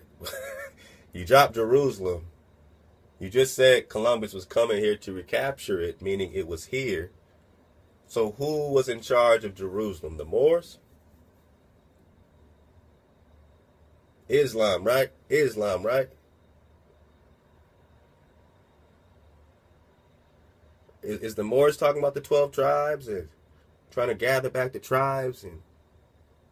Or are they talking more, you know, constitution, law, legalizing and using the system to get to freedom and save yourselves the same way they did? They use the system to save themselves. They're trying to teach you to use the system to save yourself, except we have to exit the system to save ourselves, right? If you're on a plantation, if you're on a reservation like the brother just pointed out, how do you solve that problem? How do you get your freedom? Come on. You leave. And that's the Exodus. And the ark. You get your more. Popping, I'm a threat. I'm a god. You can check me with this knowledge. If you ain't up on knowledge, you ain't popping, nigga. If you ain't up on knowledge, you ain't popping. Yeah, this slaps though. I like this. If you ain't got this knowledge, you ain't popping, nigga. If you ain't got this knowledge, you ain't popping. You ain't popping. Don't make me start freestyling facts. You don't love what you do. You ain't like that. Copper color race. Hold up. Read that. I don't want to start freezing. Y'all, I almost lost focus. We're at the 1 hour and 47 mark. We're ending this thing. Let's go. What does it say? American. This is in the 1828 Webster Dictionary. If you haven't looked it up, just Google 1828 Merriam-Webster Dictionary and read the definition of what's in the definition. The Webster Dictionary in 1828, before they started changing these things to disguise it because people were getting hip to it. This is an old penny. All right, that's real copper color right there. All right, don't get it twisted with the new pennies. Lauryn Hill, that's a great, beautiful queen. So wonderful representation. All right, what does it say? American, a native of America, originally applied to the Aboriginals or copper color races found here. Oh, I came from Africa. I'm black. I'm melanated. What did the Merriam-Webster Dictionary say in 1828? And why did they change this stuff? Was this trickery? Or did they remove it and start changing it the same way they keep coming out with newer versions of your scriptures, right? Because they keep taking out the word, any representation of black. Anything they keep, whitewashing. They keep covering up those layers, right? Iconoclasm. A native of America. This is your definition. Webster Dictionary. A native of America. Originally applied to the Aboriginals or copper-colored races found here by the Europeans, but now applied to the descendants of the Europeans born in America. Now everybody's American, right? It's the American dream. Come over here and take their shit. We got extra land. They gave the Irish, what, 50 acres for free? And the tools to till the land? Just to come here, because they had to fill this place with the Europeans the same way they had to fill Brazil with the Europeans. Europeans came over here and got the hookup. So now they got all these trusts and all this money saved up. They don't know where it came from. It's because they got the hookup off the blood of my ancestors that were found here by the Europeans. But now my title is taken once again, and it's applied to the descendants of the Europeans born in America. But it was originally applied to the copper-colored races. What's the color of copper? The Negro. Everybody's against the Negro. Go toe to toe, eye to eye, Fetty Wap line. I'm moving mountains, carry hills, son, no pocket. Fuck the judge, sending shots to your honor. Balance energies, aligning up my chakras, turn my noodles into pasta, atheists into a roster. Woo! Goodness gracious, my man was spitting.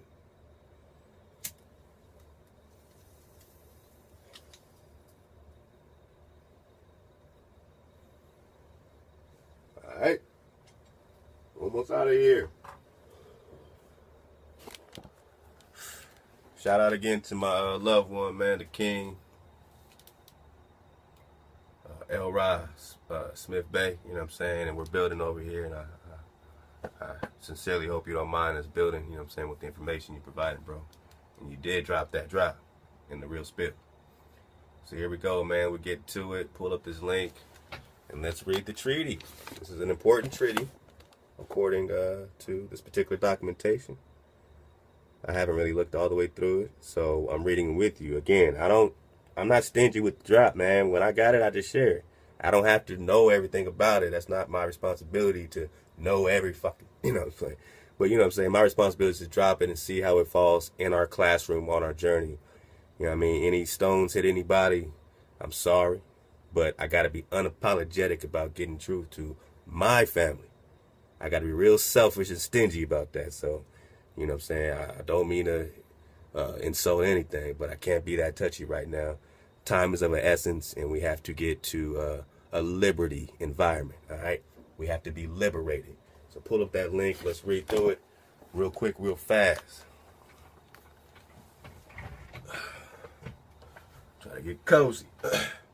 So it says, transfer of inheritance to the Moors of North Amexem, North America, North Gate, previously published. So this is actually published work. This was previously published of this old document. This was December 18, 2010. So it was previously published then. This is between who they're calling Zelia SL. You know what I'm saying? SL. Okay. Zelia SL. You know what I'm saying? I believe she's the, you know, this is the matriarch, you know what I'm saying, what the brother was just kicking with the, you know, Mayat, the mothers, and, you know, put the mothers up first, that type of thing. This is what he's kicking, you know what I mean, in a sense. Same type of, you know, thought process. So, she's the heiress, you know what I'm saying, and it says Moabite. So, we got Moabite. I mean, dang. Are we Amorites, Moabites? But she's saying, according to this documentation, again, you look it up. This is just a transcript of it. You find the original.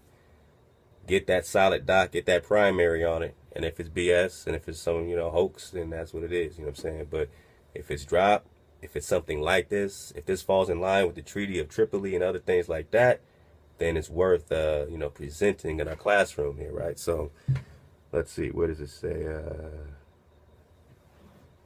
Moabite. Let's see it for myself. Right at the bottom. Let me screen up a little bit. Right here in the middle. Okay. Moabite. All right. If Moabites are real, Israelites are real. It's no longer a myth when the documentations and the treaties say Moabite. That means they're Amorites, Ammonites, Jebusites, Israelites. Oh. Who's the Negro? Who's the one that doesn't know who he is? She is. What's your bloodline? What's your vibration? Let's read it. Let's go quick. Let's do it. Transfer of inheritance to the Moors of North Amexem, North America, North Gate, previously published December 18, 2010. This post is on January 21st, 2011. This is between Zelia S.L., the Moorish National Republic, the Moorish Divine and National Movement of the World, Aboriginal and Indigenous Natural Peoples of Northwest Amexem, North America, Exhibit N, Transfer of Inheritance, made the 2nd day of December, 1430. This was made in 1430, a transfer of inheritance. Whose inheritance was transferred? Okay? Something's being transferred to her by power of the corporation, or a semblance of this corporation of America. This is between Zelia S.L., the Harris, or Hyrus, however you say it, the Moabite of the Moorish Divine and National Movement of the World, Aboriginal and Indigenous Natural Peoples of Northwest Amexem, North America, the Moors, in 1430. Inheritance and wealth was transferred to her by the corporation. Let's read on. It says right here, between United States of America Corporation trustee and Zelia S.L., Aboriginal, Indigenous, Natural, Moorish, American, Harris, Moabite. You know, you let me know if this is dry. You tell me. Between who? United States of America Corporation trustee. These people are your second world. We're living in a second world because our indigenous rulership has been trampled, right? Why? Because we were out of order, right? So what's the solution? Order over chaos. United States of America Corporation and who? Zelia S.L. You see it. Moabite. Land and resources at, it says it has a latitude, longitude, 41 point, and some numbers. So it's saying specifically this is specific land we're talking about, not just all of America, right? We're talking specific longitude, latitude coordinations. Is this a hoax? Is this phony? I don't know. It's a good one. This transfer agreement is a transfer instrument from the United States of America to the rightful heiress apparent, Aboriginal and Indigenous natural person of the land, not taxed. The brother just said you don't get taxed. I can't make this up. I can't line this up. This is head. Come on, man. I take nothing. I give everything I got. The hair provides me, and you're seeing it roll out like a design. Go back from the beginning and just rock with this. Do it again. Keep doing it until you click.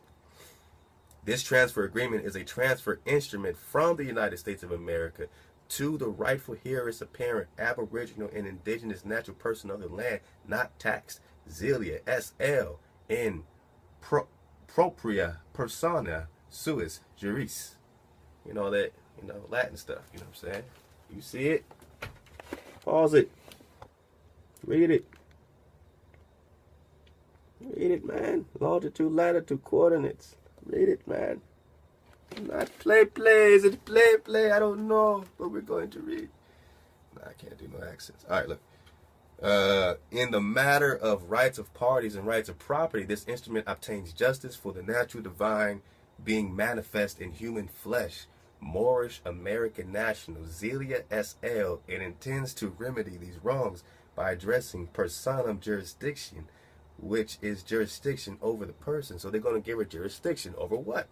Operating and navigating in a colorable status is dishonorable and injurious to the natural divine being manifest in human flesh. So we say operating as colored. So they got a special status, right? So colored is dishonorable to them. They have an indigenous status, not colored. So they're not going under the title. Their title is not being taken, it's being returned. They're getting jurisdiction, they're getting inheritance. Right? Now, I don't know about what this land is. Of course, they're going to say this is our land, right?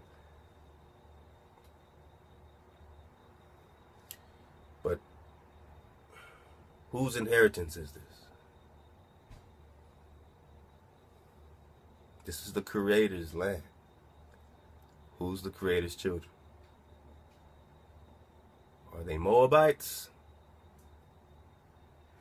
Are they Amorites? Are they Israel, Yashrah?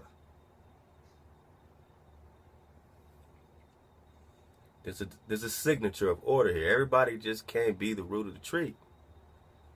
I'm speaking real. There's a signature. There's a design here. You have lots. You have inheritance. And some people don't have it, so they come jacking everybody's. And they take because their lands were sunk a long time ago. The Most High has hated them. He hasn't given them anything. And now we see treaties of land. I mean, why do you need to make a treaty with the corporation for land? I mean, we was fighting and dying, and that's how you, someone comes on your land, you fight. The treaties are what got us here. They were losing the war. They said that. Andrew Jackson was saying that. He's like, man, if we didn't do them treaties, we'd be dead. How'd he get the treaties? Let's keep going. And again, I'm just pontificating. So it says this agreement between United States of America and Zelia SL is forever cured, forever, as Zelia SL is not a minor, not a ward of the state, and is competent from this day to take her seat amongst the affairs of men and handle the affairs of her nation, the Moors in Northwest Amexem, Northwest Africa, Northern America, Northgate. So is that really the drop right there? Northwest Africa.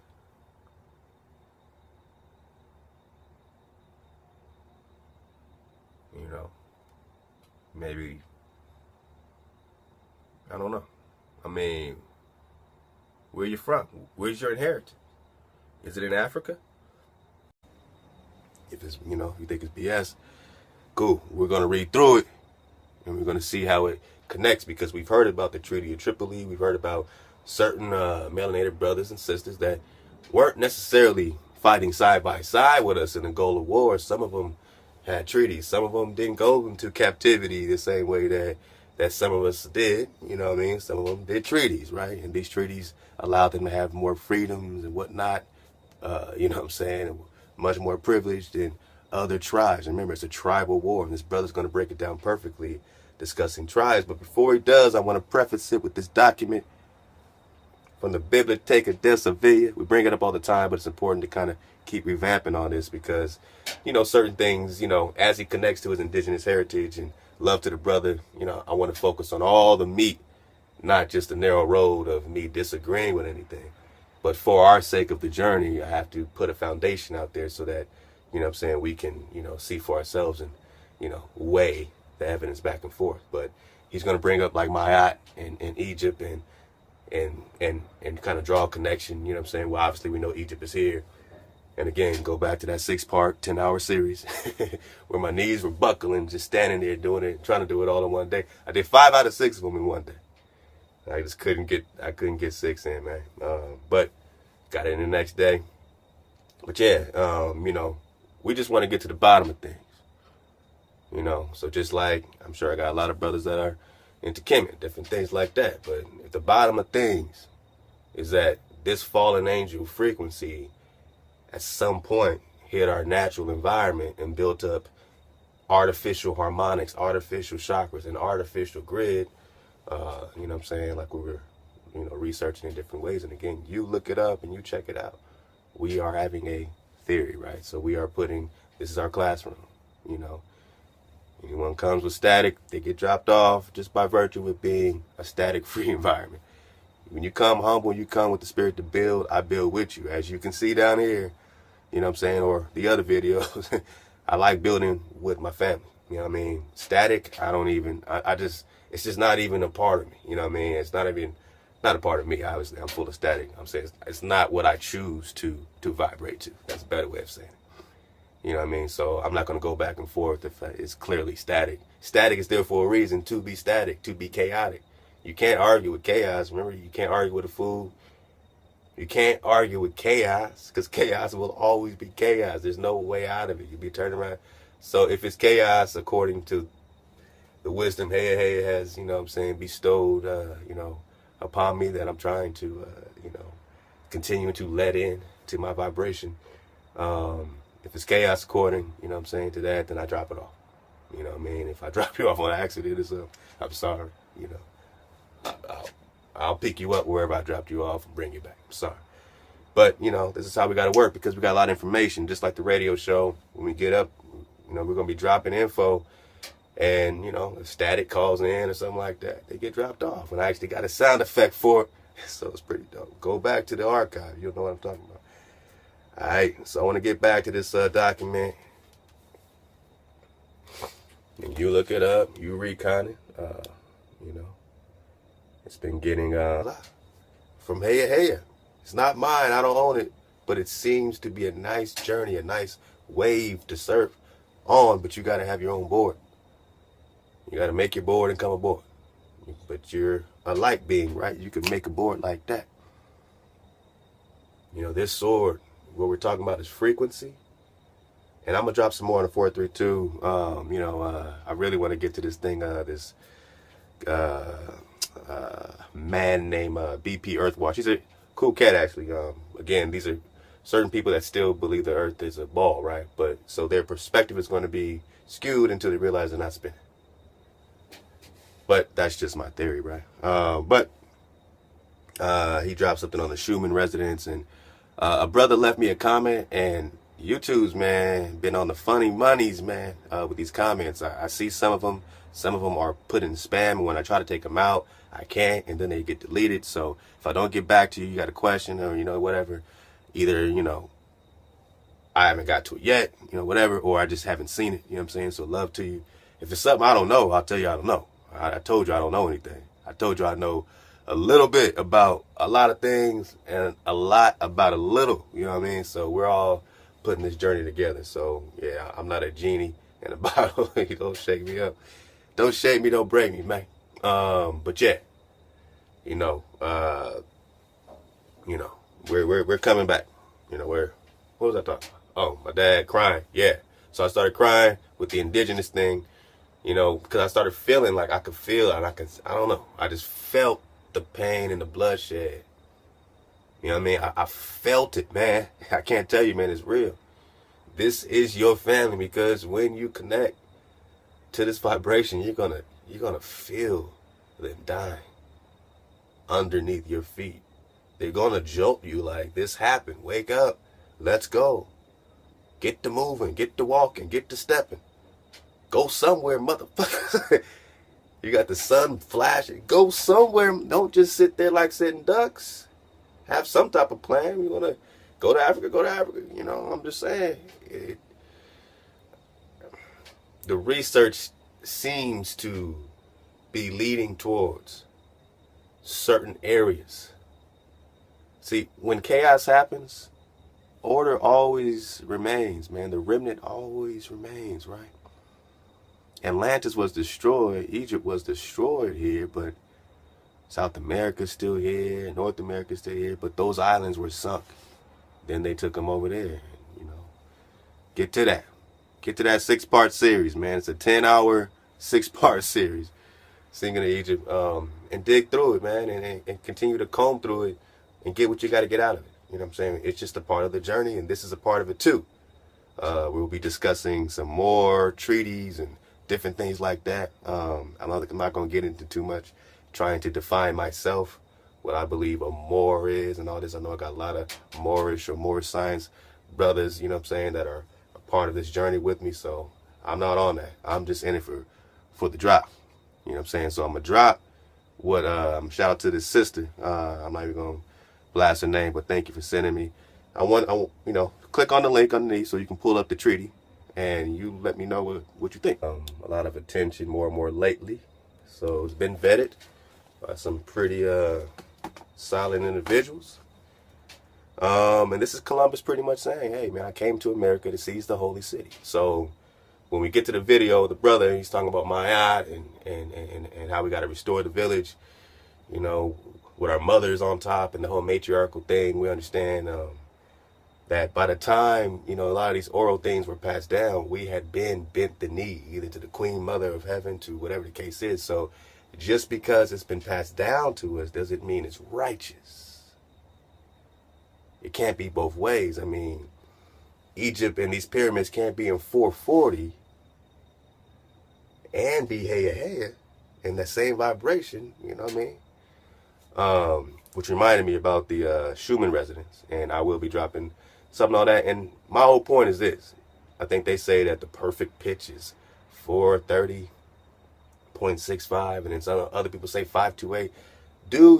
Here's a whole menu of frequencies. You ask me, I'll tell you my preference based on the fact that this is what I've been rocking with. You know what I'm saying? My family enjoys it. My mathematics, in terms of what I understand, it makes sense. The creator's not complicated. So when people start saying it's not 432, it's 430.65, I mean, that sounds like someone's trying to twist. You know what I'm saying? When we can actually dig out our ancestors' instruments, and the instruments are tuned to 432, not 430.65. So if you choose to tune to 430.65, I don't know. I never tried it. Go for it, man. But as long as you're off that McDonald's, you're off that 440, we've done our job. Our goal is to promote vibration awareness. So you're aware, at least, that your vibration is being hijacked and bombarded.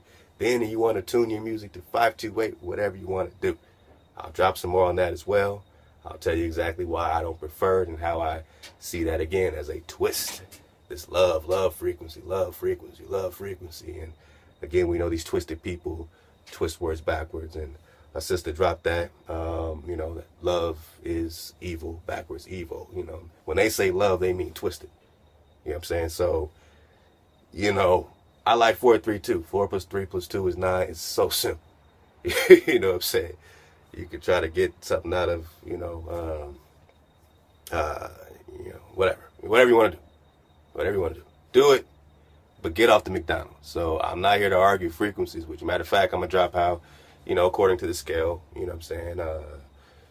Each one of your heart has a certain frequency. You want to tune it. Anyway, I'll break it down later because we got a lot to cover.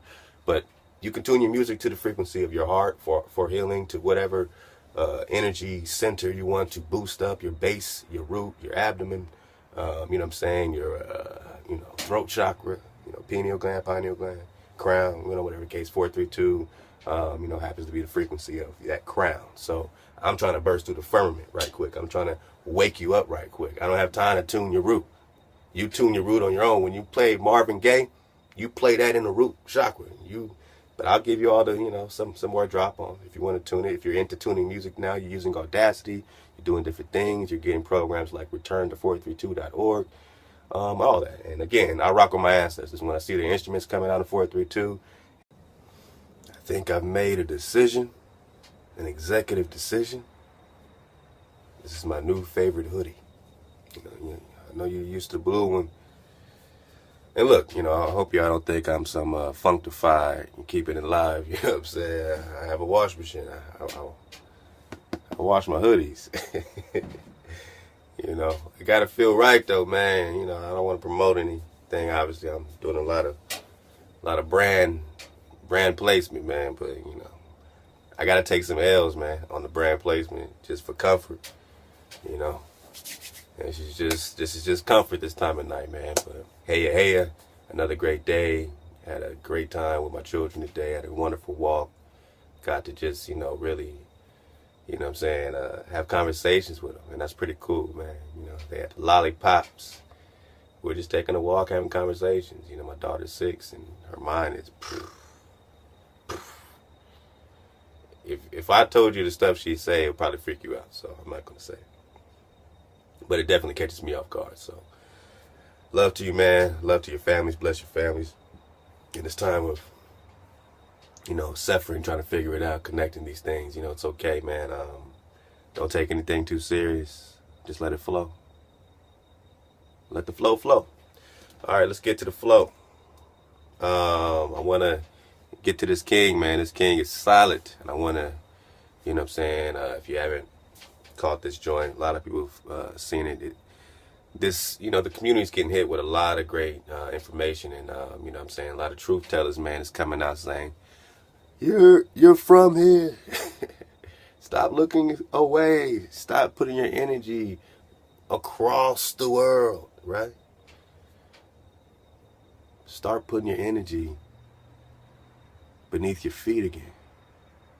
Grab hold of the bloodshed. You're going to mourn. Y'all saw my video, the ancestor joint, man. 2 times. It happened after that, but I just didn't want to drop it. But 2 times have I just started like, look, man, I done seen some things. I done seen some stuff. But the only time I really, as a grown man, remember just bawling, like in tears, and you know what I'm saying? I'm not saying like, squirt a little bit. That was a good scene of the movie. You know what I'm saying? Just because you watch Bambi 3 times every day, you cry. I'm not talking to you. I got nothing against Bambi. We do need to start hunting again, but I'm not talking about Bambi. Forgot what I was talking about. Nah, but I cried. And I did this one time. But nah, when my father passed, you know what I'm saying, I appreciated all the good love, man, and something told me to share that. Look, I've been told, man, don't share your family. The people, they're going to devour, look, energy is energy, baby. How can darkness devour light? I mean, where's the chink in the armor? Hey, you know what I'm saying? I look up and there's a sword, and this sword is the drought. And we start suffering through this sword, and it's really like, here's a gift. Say, and not 40, or this, or 528. I haven't seen that, you know what I'm saying? So those to me are areas where they can twist things pretty quick. But again, the 528 is where I say it's twisted, is that we're talking about the middle C, right? The A is what we're talking about in terms of A equals 432 or A equals 440. When they say 528, they're not saying A equals 528. They're saying middle C equals 528. But what does the A come out to? Well, 444. So now people are into like the 444 frequency. But look how, get attacked by these mosquitoes. They got, oh man, watch out for that Zika. You know what I'm saying? I got sprays and stuff, man. But we know that this is all man-made stuff, right? So of course, But look, when when you talk about the C equals, C, the middle C, 528, the A is now still 444. Look how close that is to 440. So how far are you getting out of the distortion if you're only going from A equals 440 as the McDonald's to A equals 444? I say get at least 8 octaves down to 432, or if you want to go to 430.65, okay, whatever. As long as you're not on 440, man. So that's my quick sense. Again, you know me, I'm long-winded, and I will drop that drop, and I'll be getting to that after this, most likely.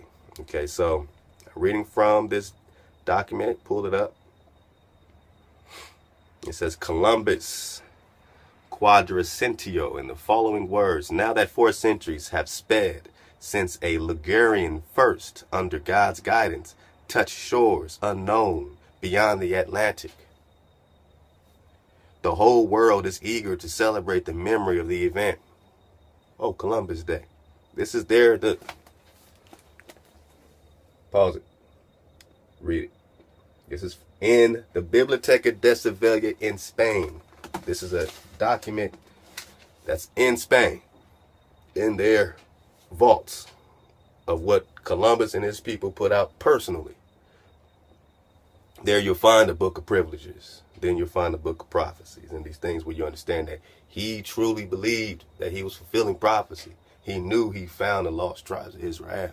He knew he was searching for Jerusalem and Mount Zion here. So when we're indigenous here waking up and we see our oldest commandments written in stone, or the Decalogue stone and Back Creek stone and Los Lunas in Mexico going back 1000 BC or prior, Well, clearly that's not a colonizer coming in 1000 BC colonizing us, right? And how we see these customs are matching up with Israelite customs. We know these people are Israelites.